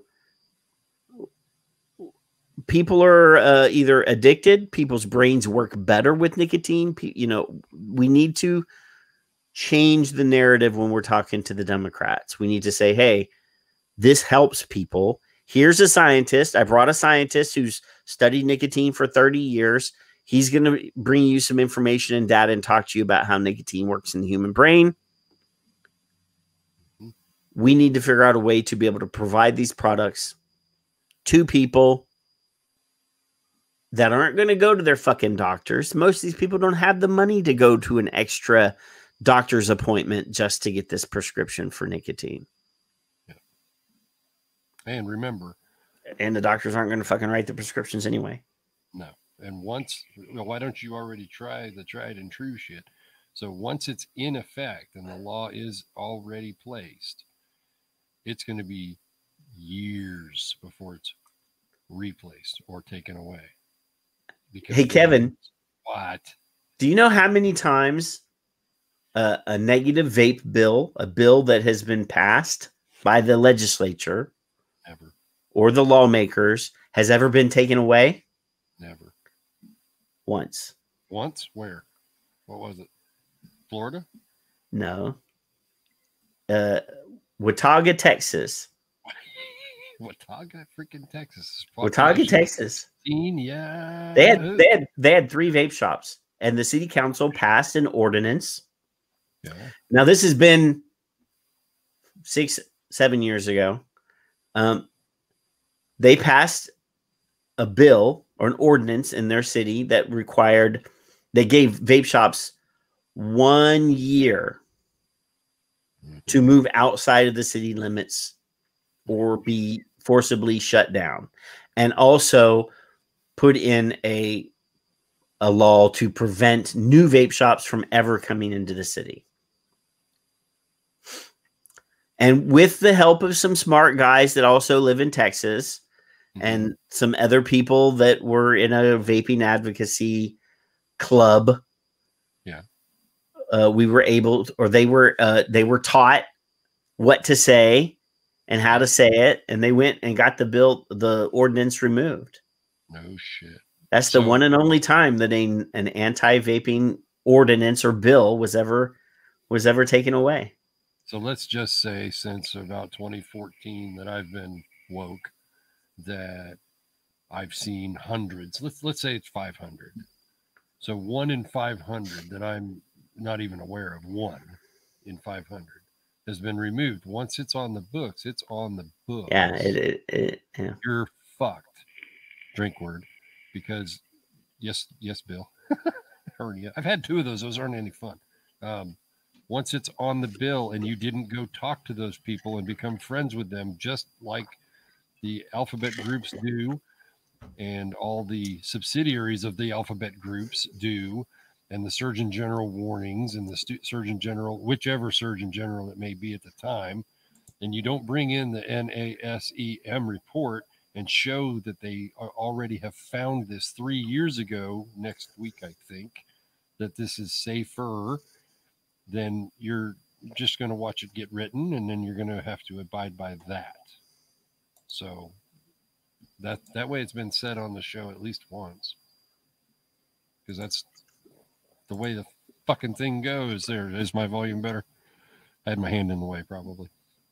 I am mumbling. So somebody posted in here a while ago that Colorado vape shops were still rocking or something. Probably because they're selling alternative products, but anyway. There's a news piece from the Colorado Sun this week. What? That suggests that there are emails that show negotiations involving the Colorado governor with cigarette giant that led to tobacco tax hike. No, come on. This is from January 5th of 2021. So the emails obtained by the Sun were included in lawsuits filed in Denver District Court and federal court against Governor General Polis and backed by the discount cigarette company Leggett Vector Brands Incorporated, seeking to invalidate a minimum price clause in Proposition EE or EE. So apparently the governor negotiated with tobacco companies. Who's in bed? What? Go ahead. Yeah. So Governor Jared Polis' office was asked to meet several conditions insisted upon by Altria in exchange for the cigarette giant agreeing not to fight legislation that put a question on the November ballot asking voters to raise tobacco and nicotine taxes in Colorado. Emails obtained by the Colorado Sun show. So there was a quid pro quo. Restraint of trade, what? So one of these conditions included adding minimum price clause to the measure that requires a pack of cigarettes to be sold for no less than $7 starting this year. The emails show Polis's office was warned the provision could help Altria, which owns Marlboro, and is heavily invested in the vaping company Juul. They dominate the cigarette market in Colorado by boxing out discount competitors. No. So, what was this? Leggett? Yep. Leggett Vector Brands must sell like Doral or something, or some sort of, I think you're right, bargain brand cigarettes. And they they might sell their cigarettes for $2 less a pack than Marlboro. Mm-hmm. So to protect their market share, Altria says to the governor, hey, we won't fight your tax hike if you include a $7 minimum price for cigarettes. Which is a win-win because you get more taxes. Go ahead. So, yeah, it's like forcing our Honda to sell for the same amount as a Mercedes. Craig Hughes, a high-powered Democrat political consultant, wrote about the minimum price clause in a June 3rd email to Kerry Kennedy, senior advisor to Polis. It's a lower quality product priced as such, which is how it gets its market share. If we forced Honda to increase their price to the same as Mercedes, no one would buy it. Are we literally writing the state statute something that creates a Colorado monopoly for higher end Altria? Okay, so I have to ask Kevin. What? When you were a smoker, I was a smoker, proud, professional. I don't know what brand was your brand. What? I'm sure that there were instances where you bought a lesser priced brand of cigarettes. Oh, yes, by all means. So your taste buds were dead probably by then anyway. Mm-hmm. So could you really tell that much of a difference between a Marlboro Red and a Doral Red? That's what I did, actually. I went to Durrell. After about a week or so, no, I didn't. I became accustomed. See, this is what I'm thinking. You know, this is what I'm talking. I don't know that the Honda Mercedes comparison. Right. It's like going from a Marlboro Red, which is a full flavored, to a full flavored Camel. Now, there is a flavor difference right. between those two brands, even though they're both high-end cigarettes. Yeah. You know, using the language of this dumbass. Mm-hmm. Myself, when I wanted a cigarette, I did not care if it was a Marlboro or a Camel or a Doral or a Victor or a whatever brand, because there was a brand called Victor, by the way. Yep, Viceroy, anything. Yeah, I couldn't tell that much of a difference. When I needed it, I needed it. Right, and you would adjust your fingers on the holes. You'd take off the filter. You'd do whatever you did. Yeah. So the governor, Troop, stop causing trouble. Troop is the troublemaker. We just talked about him a little while ago. Yeah, because we were showing his tweet. We were showing his tweet. Mm-hmm. So what you're saying is the government is holding Altria's package. Well, obviously, the master settlement agreement was designed specifically to protect them. What? We've got quite a few bits of legislation that is designed specifically to protect the tobacco market, specifically the big players. So I'm not surprised. But my question is what motive does the governor have? Literally, if they're like, well, we're going to fight you if you don't, you know, agree to this, other than increasing money. I think Tom Morowitz just needs to turn his damn volume up. Because you're fucking loud in my ear. Package is a drinking word. Yes. Yes. So, yeah, I literally don't know what, I mean, obviously, I think it's dirty and underhanded. And I sort of have to agree with the, again, I'm not quite sure on the quality discussion. That has no bearing. But I have a question, Patrick. Patrick. If it's a contract that's between the states, 46 of them, and the governments, 46 of them, Yeah. why don't they just renege on their contract if they don't like tobacco smudge? Why don't they just renege on the contract? Why don't they just say, screw it, we're done? Who? The government. They can just stop selling cigarettes, right? Oh, no, there's language in there specifically to prevent the government from doing that. Oh, well, that's right. And Bill, they signed a legally binding contract. The state attorney generals signed a contract with these companies that they would never move to completely ban these products from the market.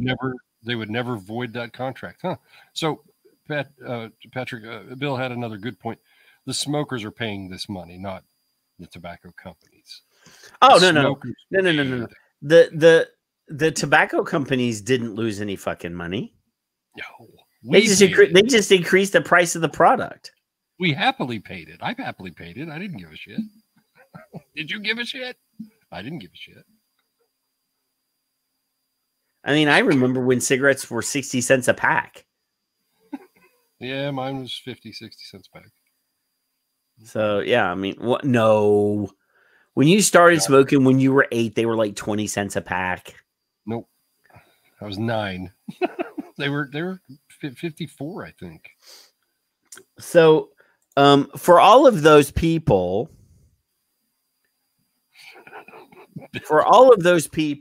you people that claim that vape shops don't ever have a problem with age verification. Those people. I've tried to explain to people. Even Lindsay didn't know this apparently when she was on the show. I had to explain to her that there are multiple law enforcement people that do age stings for tobacco products. So FDA contracts with certain agencies to do age stings for tobacco products, but the states also do it, and local law enforcement also does it. The only ones that get recorded on FDA websites are the ones done by contracted FDA people, the agencies that they contract out to. So if the local police get a phone call from a parent and say, this business sold little Timmy a pack of cigarettes, or this vape shop sold little Jenny a jewel or a pod device or whatever, those don't get recorded on the FDA lists. So in Connecticut this week, local law enforcement did tobacco stings and they busted vape shops. So I just want everybody to be aware that there are good players and bad players in every industry. And I just want to say, sign our amendment. Because nobody cares but me. Several businesses nabbed for selling nicotine vaping products to minors in Fairfield County. Not caught, nabbed. Nabbed. You bastard nabbers. So 3 Norwalk businesses were busted for selling vaping nicotine products to minors over the last several months to juveniles.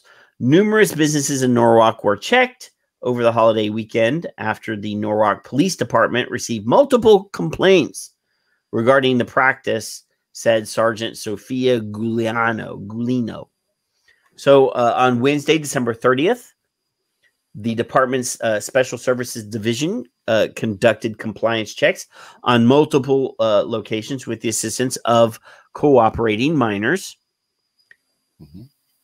I'm not even going to address that, Bill or Ed, because you can't spell. So VapeWise, which is a vape shop, apparently received fines of $200 $350 and $500. I wonder why 3. Oh, they received a $200 fine. I don't get it. No, they received fines of $200, $350, and $500. Oh, also charged was okay. Sorry. So they charge. So that's 3 successful sales. Mm-hmm.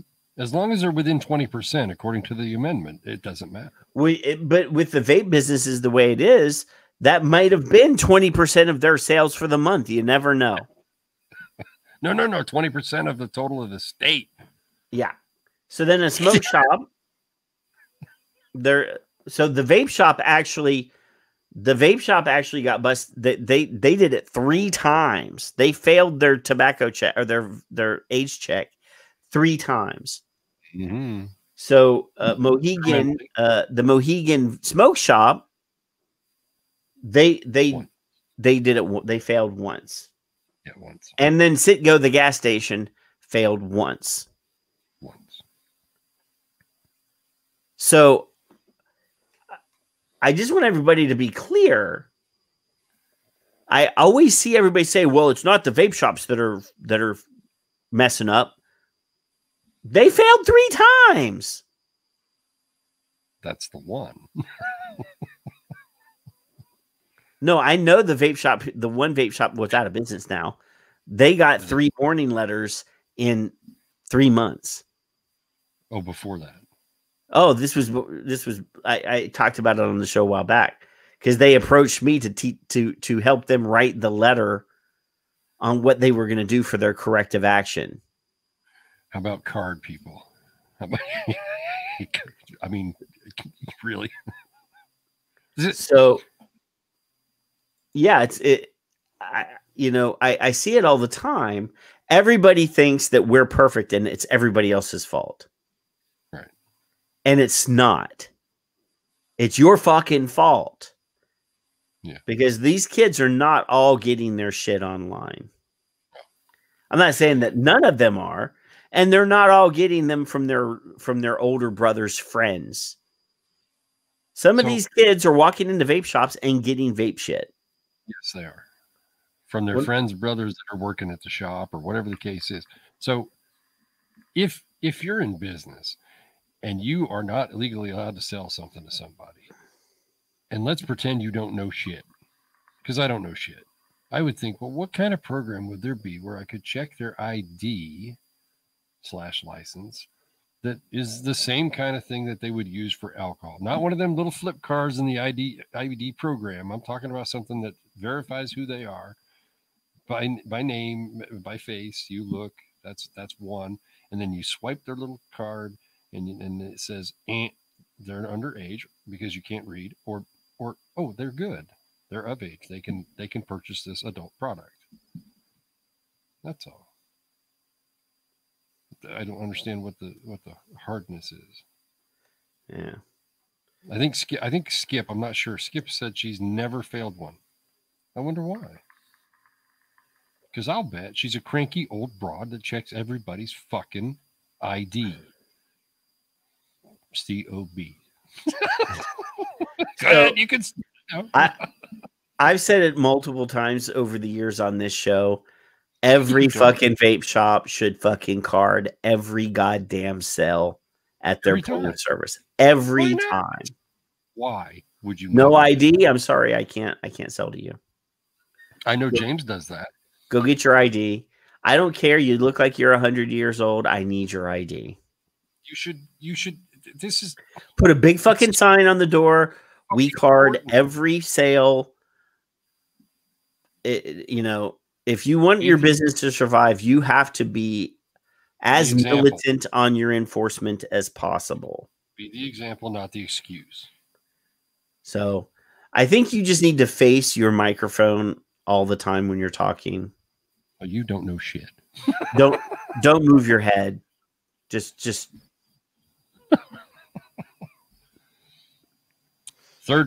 Third party verification. There you go. That's what I was looking for a minute ago. Thank you, Charlie. No, I mean there are third party verification things that you can add to your POS because something. I don't give a shit what it's called. Just there might be a fee, but you know what? People are paying more. People are paying like $7 a pack of cigarettes in Colorado. I'm sure that there's a lot of artificial price increases in there. Of course there is. I would pay 50 cents more for my sale if I walked into the vape shop to buy something, if the fucking vape shops would actually put stuff on their shelves that I could buy. Mm-hmm. I would pay 50 cents extra. It's a cost of doing business. It's added into the price. Whatever you got to fucking do to you physically look at the fucking thing, and then you check it through a third party system, whatever Charlie just said. I know there is one. I know of one offhand. There's like a dozen. I'm sure there is. This is not 1962 anymore. I mean, they all use the same fucking databases, but yes, there are multiple add-ons that you can add to your cash register that do it. I mean, come on, the Valero Stripes. If I go in to buy a pack of cigarettes, or if I go in to buy a 6-pack of beer, they swipe my ID every time. So there is a program that can be used no matter what. And they probably look at it physically, right? I would think. So literally there's no excuse. I can't reach my wallet. I think on mine, it's a different color if you're underage and a different color if you're of age. I don't know. You're so old. It's probably yellow anyway because it's fucking aged. It's gray. From your fucking wallet, your ass sweat. 1942 wallet. It's not acceptable to not card. That's all. I don't give a shit. There's no excuse. In the United States, it's 21 and over now. Don't like it, but that's what the law is. Dude, it's 2021. Right. There shouldn't be one fucking sale with the amount of fucking technology we have at our disposal. There's no reason why we get a single underage sale. No. At all. No. But there's not a 20% buffer. Not. There's no fucking excuse at all. It should be zero tolerance, period. Zero. You know, I think that they should scare the living shit out of some of the tobacco and vape businesses. Because like it or not, if you sell vape products, you're selling tobacco products. Fucking put a $50,000 fine for the first fucking instance. Oh, you sold to write me a check for $50,000 right now or close your doors. Yep. Period. They do it once. All it will take is once, and every vape shop owner in the United States will be on the phone with their POS providers activating their fucking age verification because it's the same scanner. It's the same barcode thing. You just swipe, you just pay an extra add-on for your POS. They unlock that bit of code in your fucking cash register. You pay a little bit extra. It records every fucking sale, period. Yep. My son's ex had worked at a convenience store, sold cigarettes, got caught, got a ticket, $500. Bam. For her, she had to pay. The store also had to pay. Well, I mean, in this article that we were reading, the clerk got fined $200 and the business got fined 3 times. Yep.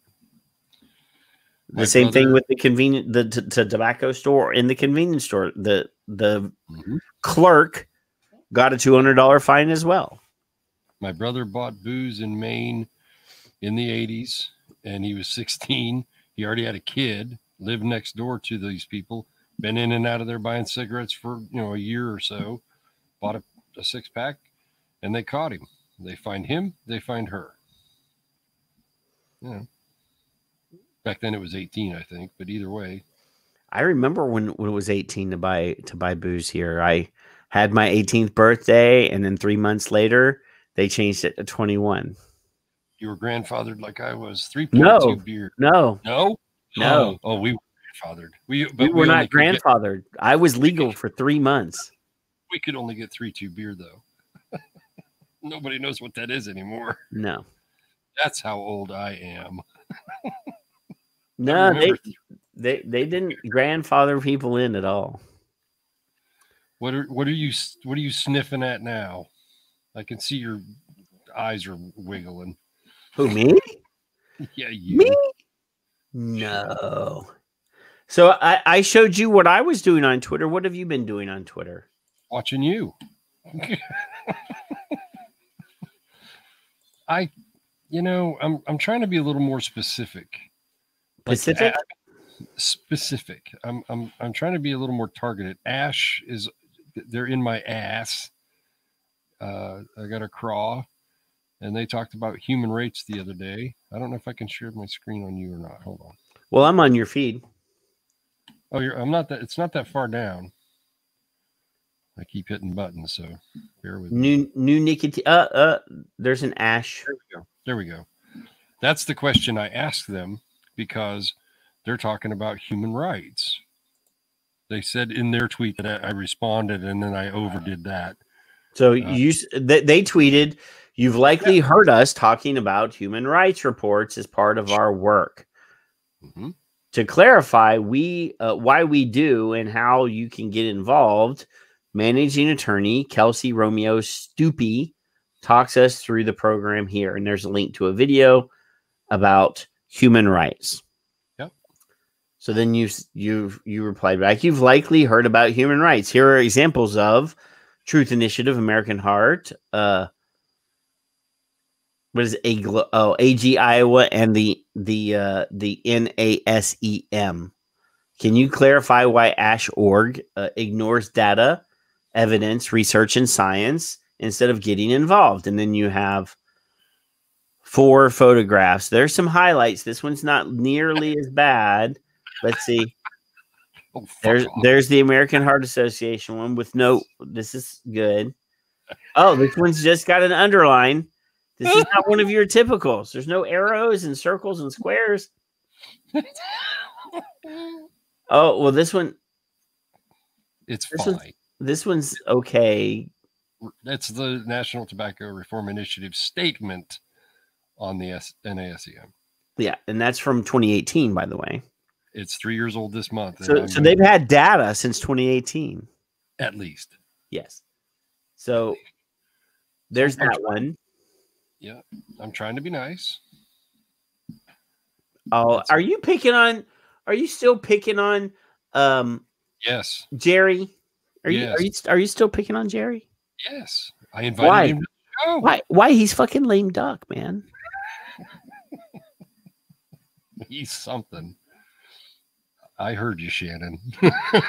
So since you've only got a few days left, Jerry, you're more than welcome to come on the first hashtag Smoke Free Radio, hashtag Son of Liberty Radio. I know. Piss off.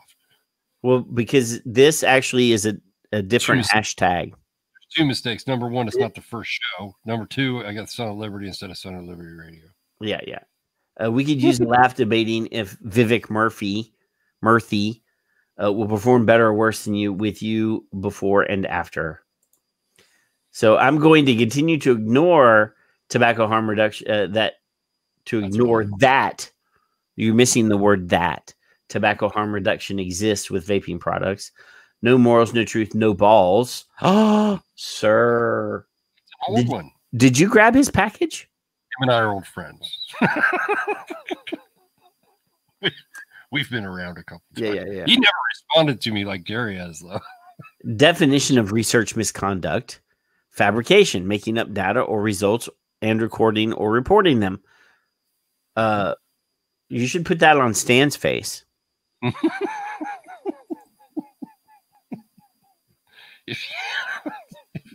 I don't know where my other one is. I got one on the Truth Initiative too, but is it below? You're waiting on. Do what? Oh, that was my quote. What'd you say? I was diagnosed with asthma after smoking for 30 years. I attempted yet again to stop smoking using all of the approved NRT products and Again, failed miserably. 6 months after my last cigarette, my doctor confirmed that my asthma is gone. No more inhalers, and I can climb mountains again. Correct. Kevin, when have you ever climbed a mountain? That wasn't me. We did that earlier. Oh. Okay, fine. okay, Patrick. Okay, all right. Okay, fine. There's some good ones from him too. Oh yeah, Jonathan Folds is a rock star. Mm-hmm. Oh, yeah, there's my arrows. This is one. This one's pretty clean though. Well, okay, so your circle and your diagram line. This makes me think of like diagramming sentences in like the 8th grade. See, this one actually does make sense. I mean, it's the dates that are circled and stuff, but it's pertinent to his information that he's lying about. He's closely tracking the e-cigarette. No, he was using his Google alerts for that, right? Trees that have plagued the country in November, but he already knew, according to the article on the right, on August 19th. Yes, because everyone was told. Yes, now, I remember we actually showed the email with all the email addresses, and his was highlighted, and there was a box and an arrow and all that stuff. Mm-hmm. We already showed that graphic before. Now that's PAVE, because I don't usually screw with PAVE anymore because it's a pain, and they're just nobody gives a shit. It's like talking to a fucking like empty hole that's got no bottom. Yeah, like some Vapers, right? So that one's pretty good, but I was trying to give a little courtesy sniff for everybody else to see it more than my own. Tom, where have you been, my friend? Vivek? It's like Vivek. 3 times in the last month we've talked about that we're getting Vivek Part 2 as our Surgeon General, or at least he has been suggested. Well, like he's been nominated. Yeah. So the Biden has nominated Obama's Surgeon General to be Surgeon General again. Isn't that wonderful? Well, we at least know his Twitter handles already. And he's the fucker that Greg handed the Public Health England or whatever it was, Royal College of Physicians. Yes. Nicotine without smoke. Physically handed it to him. Yes, an actual real copy. Yes, there's a photograph of that. And it doesn't matter how wrong they are; they're not going to change the laws tomorrow. So. Oh no!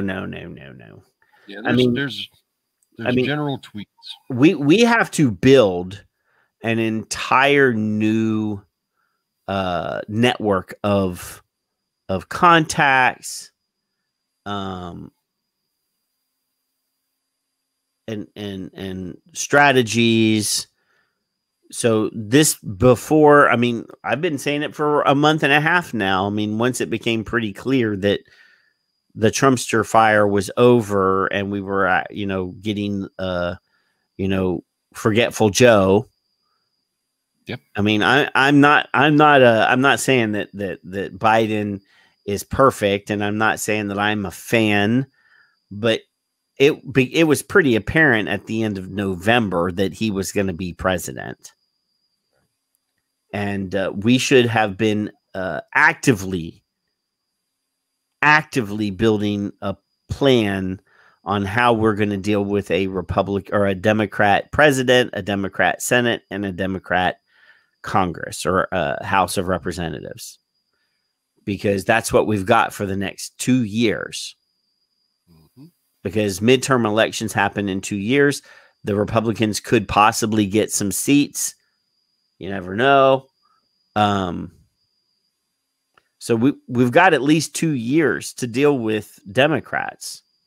So we need to start dealing with them. Not ignoring them. And not constantly calling them names. Well, I can continue to call them names because I'm literally not going to be the one that goes to the meetings, because I say the truth way too much. And I say it in a way that most people would call rude.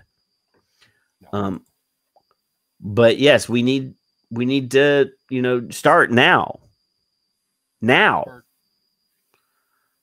Fucking raising money to buy plane tickets for scientists, man.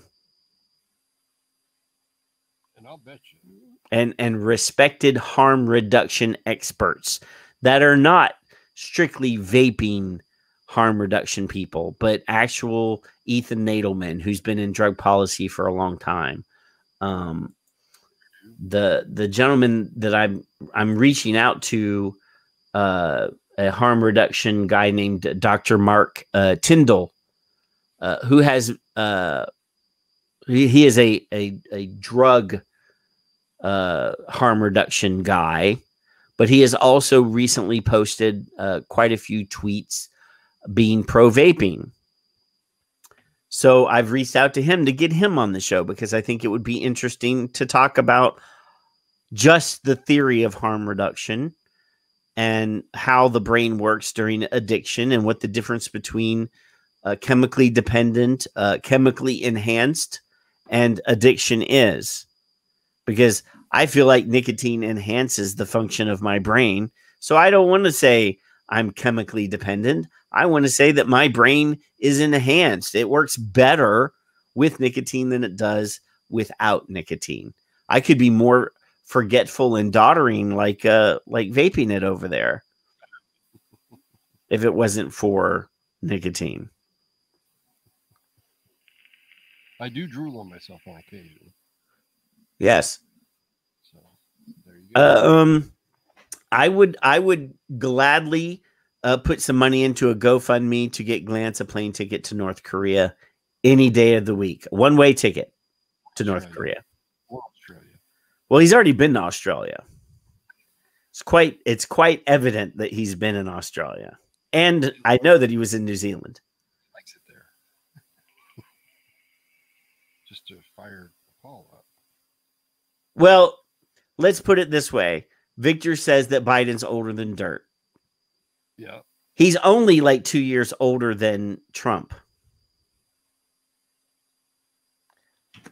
Wow. So if Biden is older, I'll just Joe Biden age. So Joe Biden is 78 years old. Donald Trump is so he's 4 years. There's a 4-year difference. So one is older than dirt and one is as old as dirt. I literally don't. I actually believe that if you watch, I don't want to get too fucking far into the Donald Trump nonsense because he's fucking done. He lost. He's a sore loser. I don't want to go any further into it. I'm not going to talk about the nonsense of this week. I tweeted about it on the day. It's done and over with. I'm fucking done. Trump fucking lost. He needs to get over it. He needs to quit lying about it. And he just fucking needs to go. Period. Am I happy that Biden is president? No, I'm not fucking happy that Biden. Any number of candidates that was running for president could have been a better president than the ones that we got. Trump does exhibit symptoms of different mental disorders. I don't want to say dementia. Somebody in the chat room says dementia. I know that he's fucking narcissist. I know that he's got some fucking personality disorders. He's a pathological liar. I mean, I'm just not going into it. But he's done. 12 days, he's gone. You never have to think about him again. So talk about something else. Talk about how you're going to fucking save vaping. Starting now. We've got 2 years of the current situation of at least 2 years of Democrats in charge of Washington, D.C. How are we going to try to save smokers? How are we going to offer solutions instead of screaming about you're not taking my shit away from me, because that doesn't fucking work. Especially not considering 70% of the general population think that vaping is worse than smoking. So we're not gonna win until we fix that. So yeah. Kevin disappeared on me, so I'm just monologuing now. Did I mention that I'm vaping a very super top secret tobacco that I'm not showing the label? This is very pleasing, and it's great at this point. This is my super top secret recipe, and it's not even it's only been steeped for 12 days.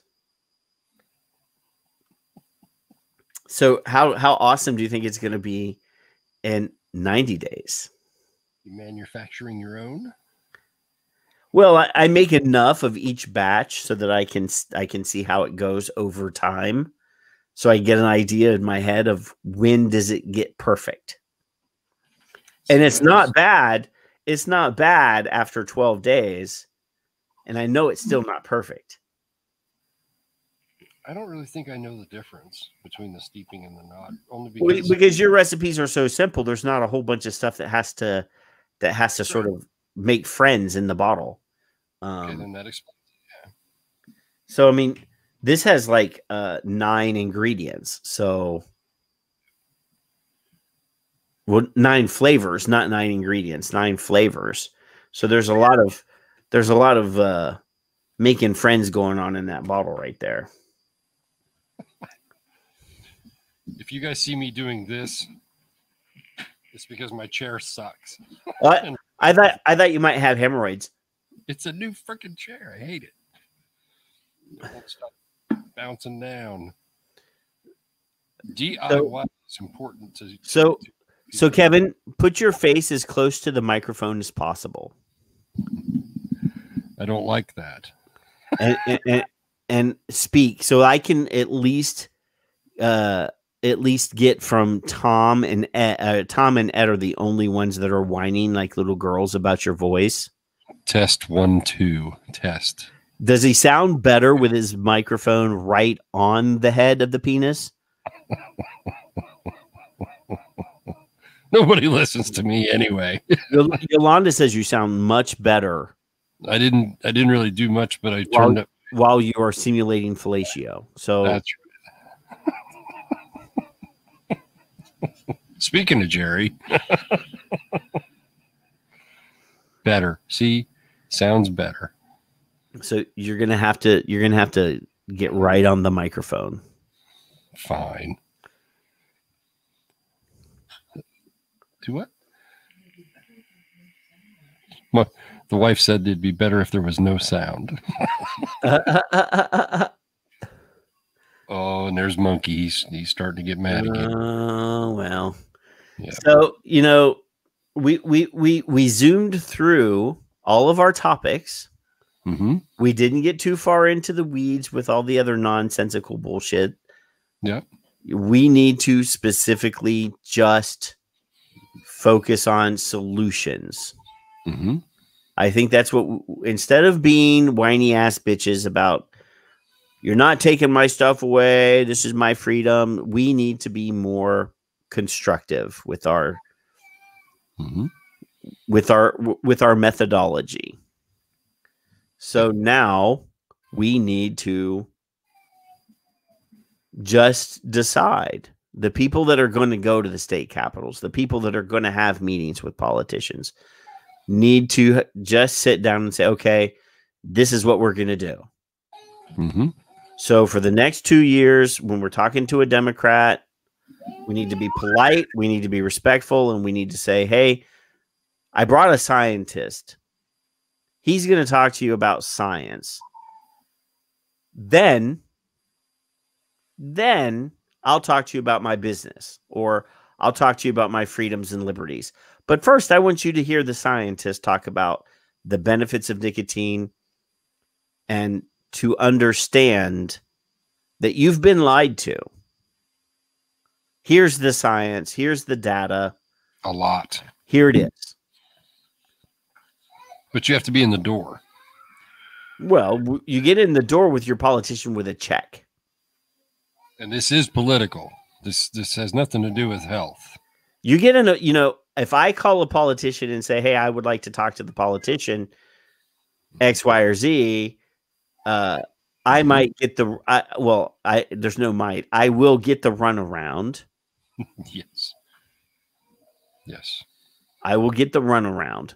But if I say, hey, I'm a business owner and here's a $5,000 check, can I have a sit down with the politician? Yep. The politician staff member will be like, $5,000 check. Okay, we can give you 30 minutes on this day. Bring the check. Yep. So, Shannon did bring up something I do want to make everyone aware of. So it looks like YouTube is going through the rounds again, and Dash Vapes, who is a Canadian vape company. They have a really good YouTube channel. They've done some really good quality advocacy and informational videos. They do reviews and shit too, but I want everybody to be aware. And I'm going to Demetrius's Twitter because it looks like, well, no, fact of the matter is that YouTube has pulled Dash Vape's YouTube channel. So if you follow Demetrius on Twitter, go to his Twitter and retweet this tweet that says this channel was unfairly removed at YouTube creators, and at YouTube are the two tags, the two accounts you need to tweet to.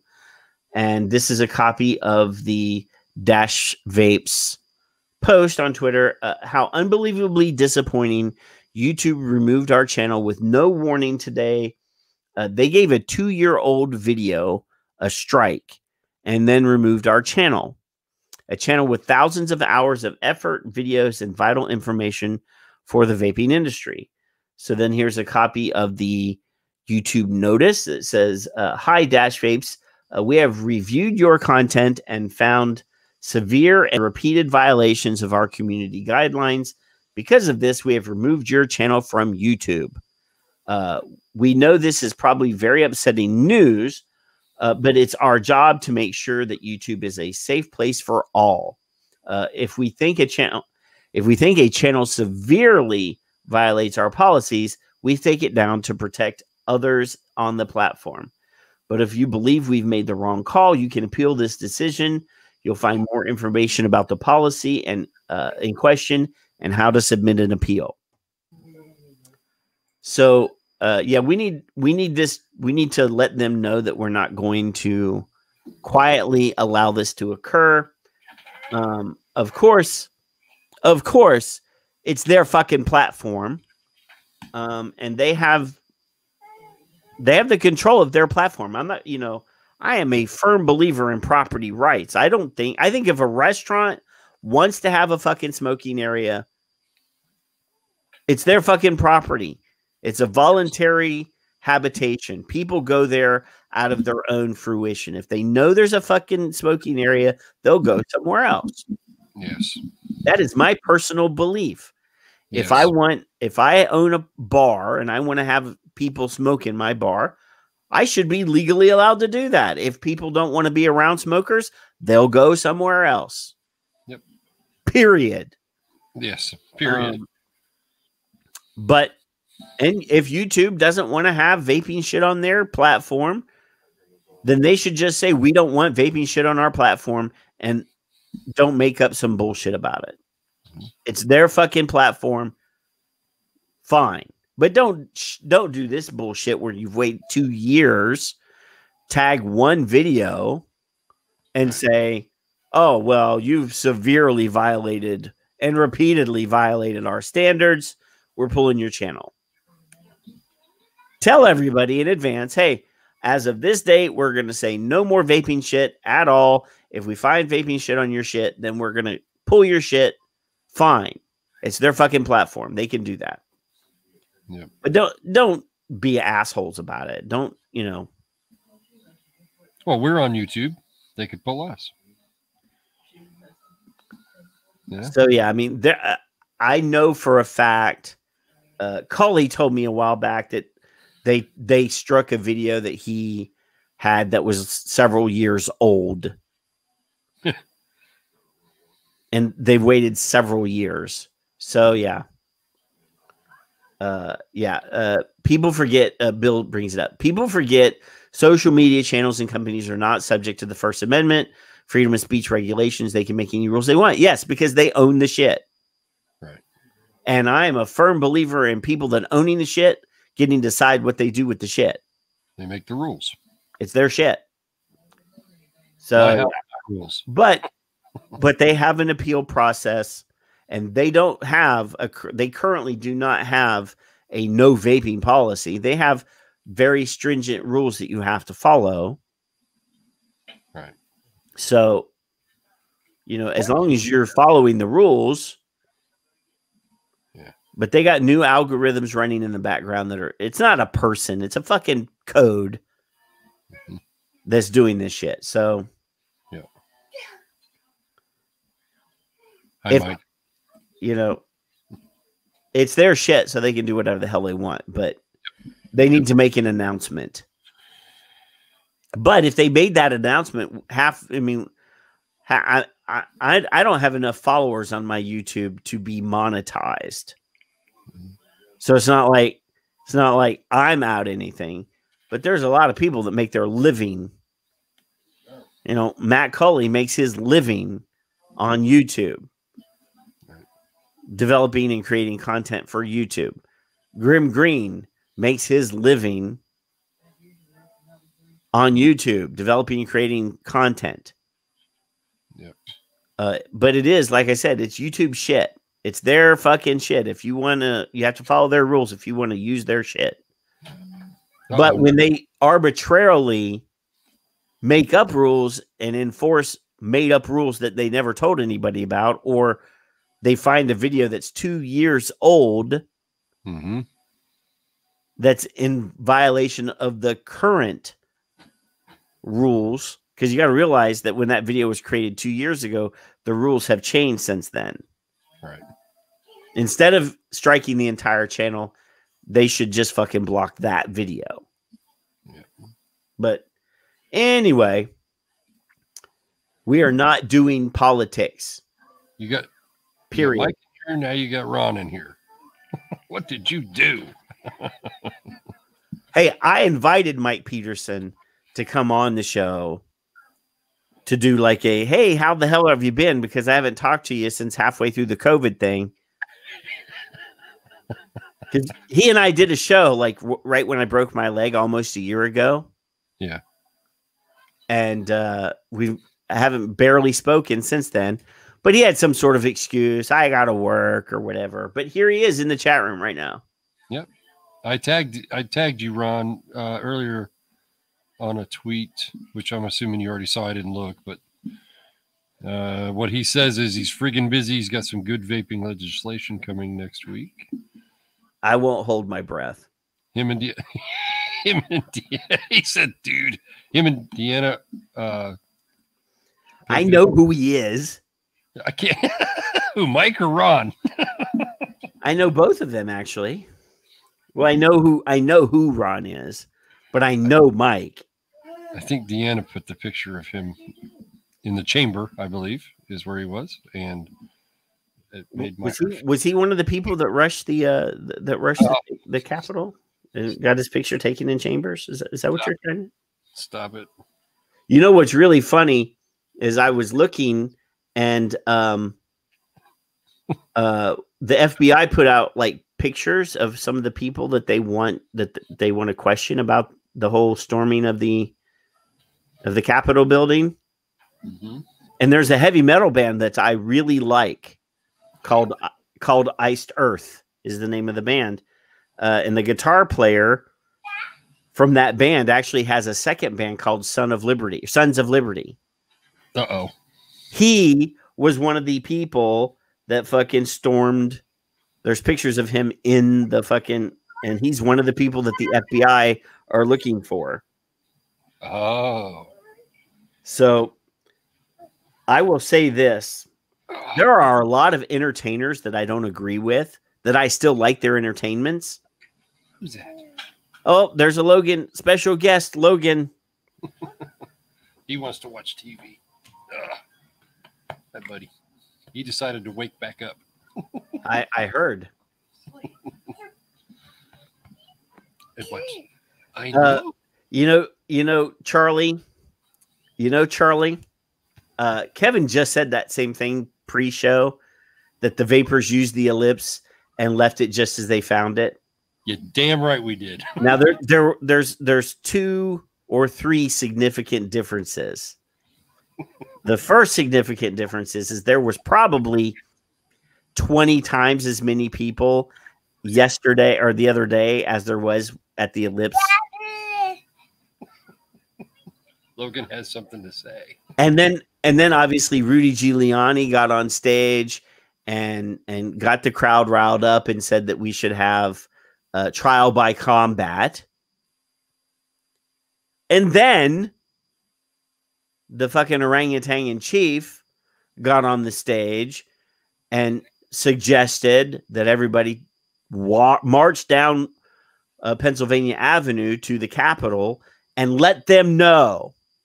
And I'm going to be right with you. Now, what did that fucking coward do? He got in his fucking armored limo and went the opposite direction. So there are differences between what occurred when the Vapers were at the ellipse and what happened the other day. We didn't even sneeze out of order. So yeah, I mean, having Rudy and the fucking orangutan get on that stage with people who were already riled up and make those suggestions. Yeah. So there's a difference. There's a fucking difference. That's all I'm going to fucking say about that. That's all I'm going to say. Yes, I love Demons and Wizards, Bill. That is also the same crazy guitar player that stormed the White House yesterday and is now being sought for questioning by the FBI. But I still will listen to the music. I just, there's a lot of fucking Hollywood people that when they start spouting political stuff, I just ignore it and I just watch the movies they're in. These are people that are paid to play pretend. They're not my fucking policy advisors.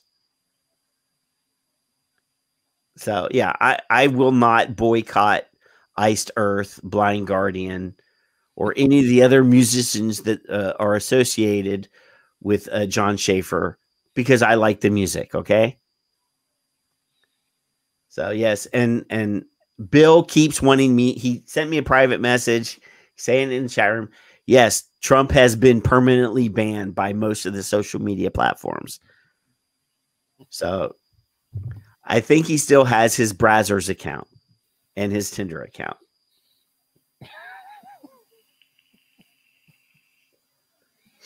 So sad. Yeah. Yes, Robert Ellis got his channel pulled. This channel might easily get pulled by YouTube tomorrow. Somebody just put on my Twitter that they probably are in response to the thing from Greg about the YouTube channels, and he said they've been killing cannabis channels relentlessly, which I didn't know that. Yeah, because I don't follow cannabis channels because I don't use cannabis. Yeah. Again, these are legal products that are legal to sell everywhere in the United States. Now the Postal Service won't be carrying legal products. Stop. Highlight Ron's statement. And this is why I'm not an official. Hey, I'm in my house right now. I say fuck all the time. This is my fucking house. Yes, Bill, I just decided not to talk about it this week. Do you have anything to say, Mr. Crowley? Fuck. Fuck. Oh, speaking of curse words and drinking words, if you have YouTube, there is a new TV program, or it's not a TV program. There's a new series hosted by Nicolas Cage. That is worth watching. I watched the first 2 episodes. I think 2 episodes. And I think that most of the people that enjoy our show will enjoy this. Well, it's likely that they enjoy our show. Well, possibly.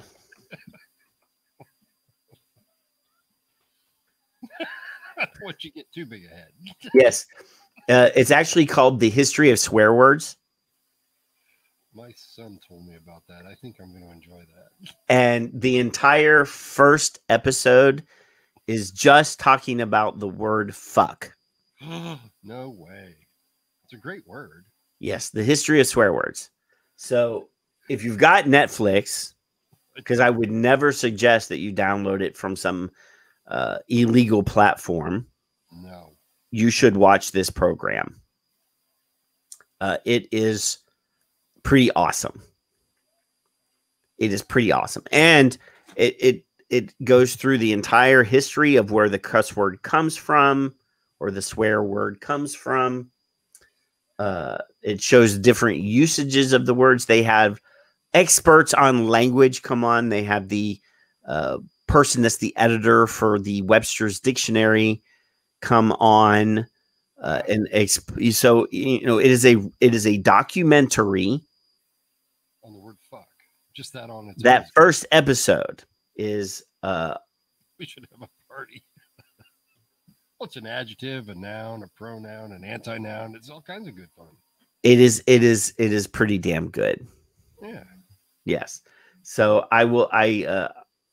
that is my homework for everyone between now and next Friday night. Go in and consume some of that content so that when we cuss on the show, you understand the history and the usage of the word that we just used. And allegedly, we're more intelligent for fucking cussing. Allegedly. Well, they actually did an experiment. So they actually had a scientist, a brain scientist, who came on to explain that there's actually a strength increase when people cuss. Is it like dopamine? And people can also tolerate more pain when they cuss. So one of the tests is they get a bucket of ice water. Fuck. Like very, very, like they, you know, and then they had one person put their hand in and just quietly keep their arm in there. They're all the way to the elbow in this ice bucket, and they time how long they can keep it in there. So then they got another person to put their arm in there and then just repeatedly cuss. Mm-hmm. But they had to still hold it in there. And the people that were cussing were able to hold their arm in pain in the ice bucket for longer than the people that did not cuss. Very interesting. Amen, Bill. So it's worth watching. It's very funny. The first few minutes of his monologue on the first episode is worth it as far as I'm concerned. So yeah. Paul says if you stick your balls in the ice water, you will swear. I didn't know that he had any. That sounds like it's a personal experience testimony to me. I don't know. I don't like pain anyway, so it doesn't matter. Well, I mean, at your age, you should probably just be in constant pain. Well, more and more. I'm not quite as old as you, but yeah. No, I mean, you're not as old as me because you're older than me. Well, that's right. It's Fig. Fig's older. I don't think anybody actually knows what Fig's age is. He's like 104. He's like a woman. He doesn't like to talk about how old he is. Beakers and test tubes. Ooh. So. Oh my. I will watch it. Yeah, should watch it for sure. Jeremy told me I needed to watch it. I haven't watched it yet. So, in a non-vapey related thing, Phil reached out to me this week and he's like, when are we going to do the Geek Show again? Mm-hmm. So we're going to do a Geeks R Us show sometime in the near future. Because last week on our special Saturday show, or the last time we did the special show, Paul and Bill and I stayed on even longer to talk about geeky stuff. Yeah. And we ended up breaking that show into 2 shows. So, Phil designed himself a Star Wars shirt. He wants to do a geek show so that he can wear his Star Wars shirt now. Good. So yeah, we're going to talk about nerdy stuff that you're not interested in. Yeah. So anyway, but so Kev, why? What are your final thoughts for tonight's program? Something I saw we didn't cover. I don't think I can catch it fast enough. Is do it. I don't know if I can do it or not quickly enough for you, Brad. Dr. Rodu. Go to Dr. Rodu's timeline. It's on the very, very top tweet. On his Twitter? Yeah. Mississippi Corrections makes the correct call. Oh, yeah. I did see that article. Tobacco prohibition. I was extremely shocked that they did it. And I did not know, and how long this guy's been doing this forever, that he had written about this in like 2004, I think. Yeah, February 2004. And I can't see if you got it on the screen or not, but the Mississippi Corrections, anyway, is going to, for the first time in 10 years, allow prison inmates who smoke to do so starting February 21st this year. And when they were paying $500 a pound for cigarette tobacco, so they can smoke again, and they can get other things as well. And I'm assuming, since we are so answer me this. Yep. Who was selling tobacco to these inmates at $500 a pound? Well, I'm assuming that was the street value or prison value, or favors. So I'm just wondering if it was a ban. Right. So how are they? But then it's still banned. These are prisoners that are living in a correctional facility. And I'll tell you, I went to high school in Mississippi, and part of our curriculum, every year they took the senior class to Parchment State Penitentiary, which is literally one of the worst prisons in the United States. It has the highest AIDS concentration than in a prison system in the United States. At the time, it did, at least. Like, it had the highest rape statistics, of prisons in the United States. Mm-hmm. This is a fucking horrible place to be. Yep. And they couldn't stop people from smoking, and they were able to. I think the fucking guards were the ones making the $500. I believe he mentions that somewhere, that prisoners, family and guards were bringing it in. But so think about what you might have to do to get a pack. Okay. I'm gonna take this off screen for a second. Okay, so people in fucking prison. So we talked about it just kind of briefly a while ago. So people that smoke are typically uneducated or the lower education class or whatever. Typically, there's a racial disparity. There's more black people that smoke than white people that smoke. Right.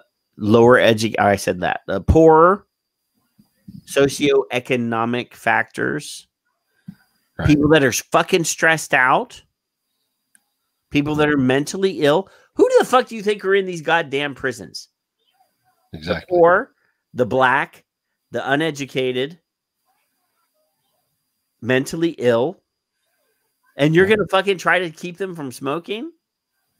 Ain't gonna work. I mean, It ain't gonna happen. come on. It's not gonna happen. So if Dr. Rodu, when you read through that, and I'm gonna link it on the Facebook page, the ban where they're saying it's $500 a pound for cigarettes, I don't know how right or wrong that is, because I'm sure there's favors and other things for contraband. But Well, I don't know what kind of favors you'd want to do in a prison that has the highest AIDS percentage. I don't either. But imagine the stress you might be under if you want to smoke that bad. So hopefully, that doesn't happen, but I'm sure it may. He mentioned it in a Las Vegas Review Journal, so different place, but same theory.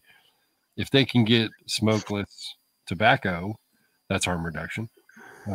If they can now get e-cigarettes, which I think there was a place that was selling it somewhere in the world. I don't think it was the United States.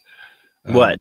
There's a prison in Tennessee where the warden was selling, that invented a fucking plastic e-cigarette that, okay. Yeah, and he ended up getting in trouble for it because he owned the company that was making them. He was the but the disease and the cure.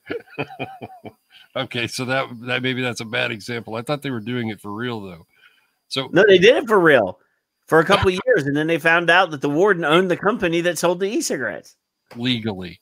So if you have, let's just go with the mentally challenged or disabled, and they need nicotine, and they can get it in any form, doesn't matter, then they can. If they can choose, hopefully they can choose e-cigarettes as well and snus and smokeless, then that's a good thing. Besides the fact that they're going to do it anyway, you may as well try to make some money, and some of it's going to go towards education, I think, if I remember right. And they're going to get it either way. So profits from tobacco sales will fund the system's re-entry program in its high school and college credit courses. So more kids like you can go back there and visit. It's good. Well, no, I mean, you got to realize that a lot of these guys in prison are coming out with college degrees and stuff that they didn't have when they went in. That's to help pay for their college credits. Right. So yeah, I mean, if they can get snus, or they can get an e-cigarette, or they can get nicotine sticks, or whatever the fuck it is that helps them, then I think it's perfectly awesome. Leave them boys alone, or girls. I mean, I don't want, like I said, I'm not going to get political in here, but yeah, there's a huge disparity of the number of people that are incarcerated, where they're from, what color they are, mentally ill, because we don't do a very good job screening the mental illness out of, where do they need to actually be. Right. So they throw them in a fucking prison because they don't screen these criminals well enough, because the fucking justice system doesn't want to. They want bodies in the fucking cells. That's what they want, because it is a for-profit prison system. Never mind. I'm not going to go off on a tangent. I'm not doing it.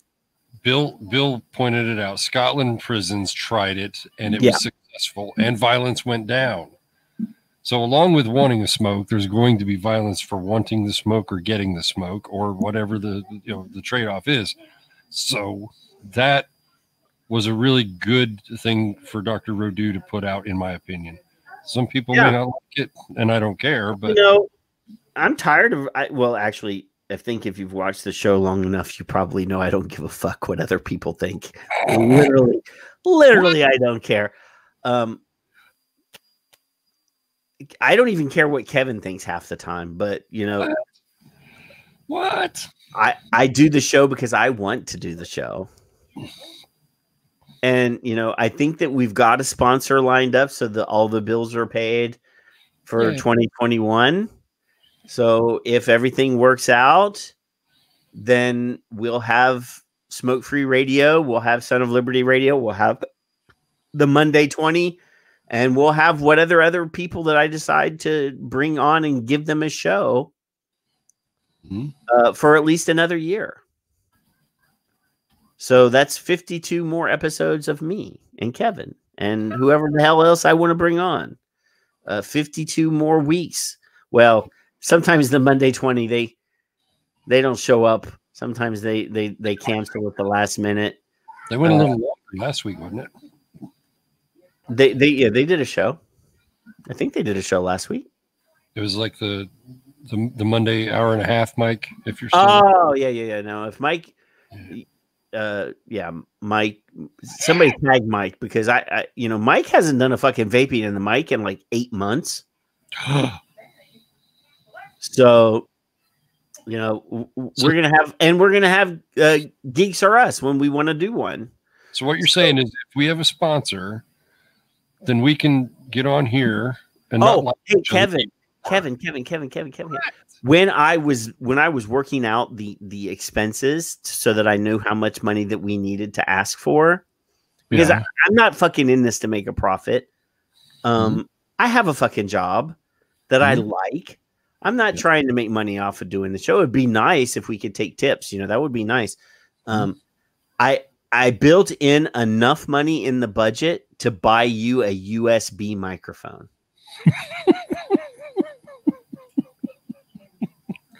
What? A nice one like this one. I think I'm going to get one of them gaming ones like you suggested a while back. Well, if the proposal goes through and we get the money, I'm just going to order you one on Amazon and have it sent to your house. Gotcha. So I built enough money into the budget to buy you a non-mixing board. Going through all that bullshit. All you need is a USB plug, my friend. Well, part of my defense on this, just so everybody is clear, is A, I'm afraid of my wife, and she might beat me if I get too loud. 2, over the course of years, I've been a dispatch. Remember the Time girl, the commercial with the Time lady that had that little microphone on her face, similar to what artists use today. Yes. And those things were extrememely powerful. I can't remember the brand offhand. Tantronics or something. Plantronics. Yeah. Plantronics. And that thing was not to me, but to the audience I was participating with. So my low voice was purpose. Right. Like a microphone like this microphone, if my wife is doing dishes and the door is closed, you can still hear the dishes clinking in the other room. So they're perfectly good, and I don't yell, and you can still hear me. But I don't want to sit like this in front of the damn mic all night. Well, I can even move it out here like that, and I still sound okay. I know, and I still don't like you, even if I can hear you. So if I can buy you a microphone like mine right, that plugs into the computer without having a mixing board, all right, that's all you fucking need. Fine. And you can put any brand you want right there on it, right? Well, you can do whatever the hell you want. I'm not advertising. We're not being paid by Troop to advertise for the Plume Room, right? But my microphone has a Plume Room bracelet because it says the word vape.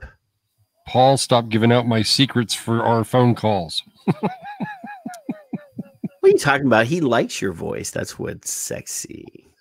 Yeah. Oh, Bill Tarling, Bill. There's an anime. I'm going to go slightly geeky for just a second. We were talking about Netflix. So we were talking about an anime on the special show that we did with Bill and Paul a while back, and I was talking about Lupin, which is an anime about a jewel thief. So the Netflix live action version of that is on Netflix right now, and you can either watch it in French with subtitles or with English speaking dubbing. So Lupin, I've watched the first 3 episodes of it this afternoon while I was off early today, and I was making lasagnas and in between things. You didn't send me any lasagna. I sent a picture on Facebook. I saw it. I sent a picture on Facebook. So that's your that's my serving. That's your serving is the Facebook photograph of my. I made a lasagna, and then I made lasagna rolls. Ooh. I don't know if I invented that or not. Never heard of it. So I made like the lasagna noodles, and then I rolled them into rolls. Okay. All right. That's Logan enjoying his show. So yes, that's what they look like. Yeah. See, now I don't even like you now. So this is like one roll of lasagna. These are like lasagna enchiladas. Did you at least share them with your wife? Well, she came home late. Yeah. So, but they were on the counter. So when I leave here, I have to go and make sure because they were still warm. I couldn't put them in the refrigerator. But she got some. You no. Assume. I'm assuming she did, but I will go put them in the refrigerator. They've probably cooled down. And Bill, it is not what's the word? It is not a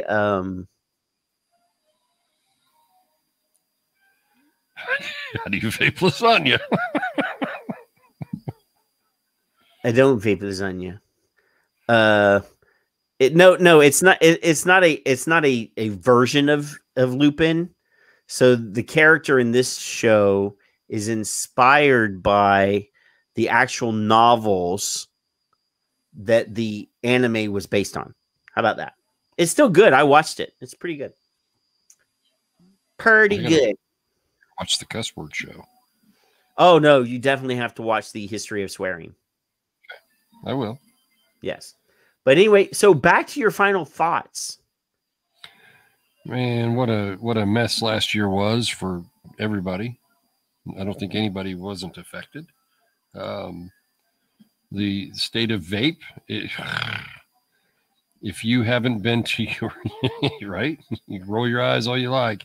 If you haven't been to your local, chuck and puke politician, you need to be.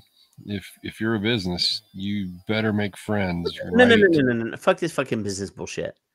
We're not fucking doing that anymore. We're not doing that anymore. If you vape, you have skin in the game. Every person that is passionate about these products, that is passionate about saving smokers and being able to have access to reduced harm products, should be calling their politicians. Yeah. If you have any credentials that you can put behind your name when you talk to them, put those fucking, in your letter, put your credentials. If you're a doctor, scientist, nurse, therapist, whatever it is, medical, bring that into the conversation. I have patients that fucking vape. And all of my patients are older than 75 years old. So, take your veteran, your Korean War veteran patient with you, or talk to them about talking to their politician. Yep. We have to fucking just pull out all the fucking stops. I'm tired. We spent an entire, 2 years, a year of this show pushing fucking industry. Fig, every fucking sentence out of Fig's mouth is VTA, VTA, VTA, or industry, or whatever. We're done with that. Love Fig, but we're done with pushing this as an industry fight. This is an all-in fucking fight, and we just need to fine-tune the method of how we're going to do it. And you know what? Like I said earlier, raising the freedom flag, doing all that, we've done that for 10 years and it hasn't fucking worked. So let's try something else. Let's try a fucking educated scientific conversation with these people, bringing the educated and scientific with us. Science doesn't mean anything if me, a layperson, regurgitates science. Bring the fucking scientist. So yeah. Anyway, I didn't mean to interrupt your final thought, but so if you're on your local, like I'm in Huber Heights, Ohio, so I'm on that. I watch that. I watch the city stuff. If I look at the dockets, you can see what's coming. Cherry, what? I was going to bring up Cherry. Cherry Live was a fixture at city council enough that they fucking gave her a job. What? Pretty sure I saw somewhere that she was she'd gotten a position. Pretty sure I saw somewhere that she's got some sort of city council, city government, some sort of something. So when you're talking to people and people are listening and they're open to listening, you'll know it pretty quickly. If you don't know their position, you can call them and ask, "Hey, I'm sleuthing," or, I have a silly question. Make it so that they want to help you, because that's allegedly what they're supposed to do. And then you can probably find out more that way by asking politely than saying, "Hey, it's my right. Fuck you. You can't take it." There's answers you can bring to the table, whether you're a business owner or not. If you're a consumer, you can say, "I'm concerned about kids too, and there's reasons why they can't buy them." You're giving them their answers that they're going to ask you the questions of. So their answers are their own already, until they have a new piece of information to change their mind. They've already made up their minds in some cases, and they're going to make up their minds in others because the alphabet groups are coming in. So I hope there's a change on it. You know what we need to do? We need to fucking start a social media campaign. This is free, by the way. It doesn't cost anything. How to? What we need to do is get everybody in this industry, everybody that uses these products, to take a selfie with a fucking sign like we did in Florida. Let's talk about how to keep these products out of your kids' hands. Sure. Just fucking get a couple thousand pictures of vapers and vape industry people holding up a sign saying, "Let's talk about keeping vaping out of your kids' hands." When I did the magazine, when I published the magazine, I tried to get I wanted to get a montage. I wanted to get like a bunch of pictures at events of people standing, just vapors standing, or vape businesses, people standing and saying, "We're concerned about kids vaping too." And nobody wanted to pay for the page. See, it's all fucking about money. But Twitter pictures and Instagram pictures and Facebook pictures, those are free. And checks. So let's just do that. Let's just get vapors to hold up a fucking sign and take a picture of yourself. Let's talk. Let's talk. The aggressiveness, like we vape, we vote didn't fucking work. And it never will, because I think I've just deconstructed that argument multiple times. Ad hominem. There's no reason to do it again. But yeah, let's fucking talk. Don't say fucking. Let's talk. There's enough research There's enough science. There's enough data. There's enough people. Like we just need to start a conversation. Change the conversation.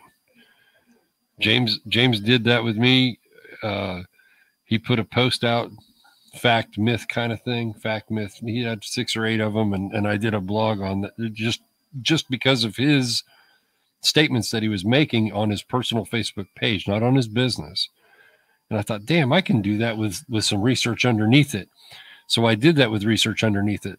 And then James, I don't remember if he called or if he emailed me, and he said, hey, can I use all that? And I said, well, shit, yeah, you can use all that. What you going to use it for? And then it ended up on the Ohio State floor. What I did, I didn't have my name on it. I didn't care. What does it matter? Every member got a copy of all that research. Did they look at it? I doubt it. I don't know. Who cares? But that was something that he inspired me to do that I inspired him to do. And they had their attorney or their publicist or whoever doctor it up a little differently, and they put it out not as a blog, as a paper and an email.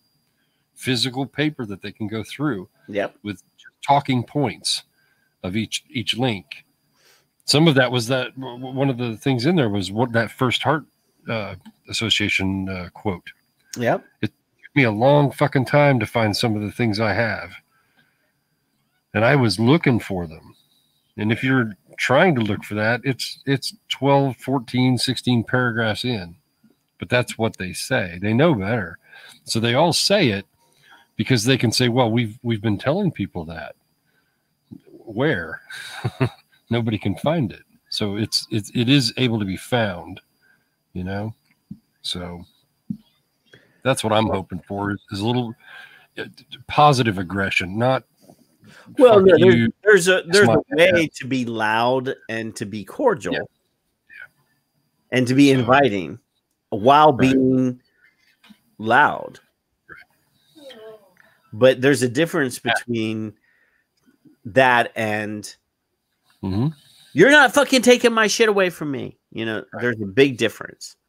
Right. So, yeah, I think we just need to find new ways of engaging with these people that we've never really engaged with on a serious level. And some may not like this, but I'm tired of depending on the businesses to do it. Exactly. That's what I said a while ago. Yeah. So yeah, we're not relying on other people anymore. We're gonna fucking have to do it ourselves. So tomorrow I'm gonna fucking make a sign. I will print out a sign so that it's legible and nice looking. I'm gonna hold it up, take a selfie. Let's talk about keeping vaping products out of your kids' hands. And then I'll do another one that says vaping is important for adult smokers. Let's talk. And then I'll just fucking tag politicians. And the more of these that we get, the more of these that we can show, we can make a 25-minute video like I did for the fucking Florida rally. And like Ron said, is saying what I was trying to say, be respectful. You know, the virtual rally was done once. We did one. And it was good. And it took off. It was amazing.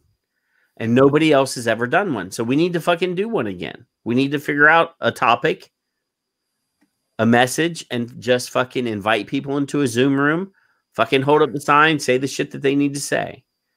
Do it, you know. We had a couple people during the original one that wanted to go and do like a 5-minute speech. And I was like, no. You get 10 seconds. Yeah. Because there's 400 other people here. All of you get 10 seconds because when I put it all together into a video, it's going to be 25 minutes long. All right. So yeah, it just needs to be concise and sharp. You need to hone that fucking knife until it will cut through air. Yep. So yeah, I mean, thanks, Kevin. Yep. For coming again. We always have good shows. And you know, we're gonna get guests lined up. We've already got a couple people on the hook. We just need to work out when it's best. We'll get some people that'll do Friday night, I'm sure, but I'm really excited because Senator Holly Hughes from Australia has already agreed.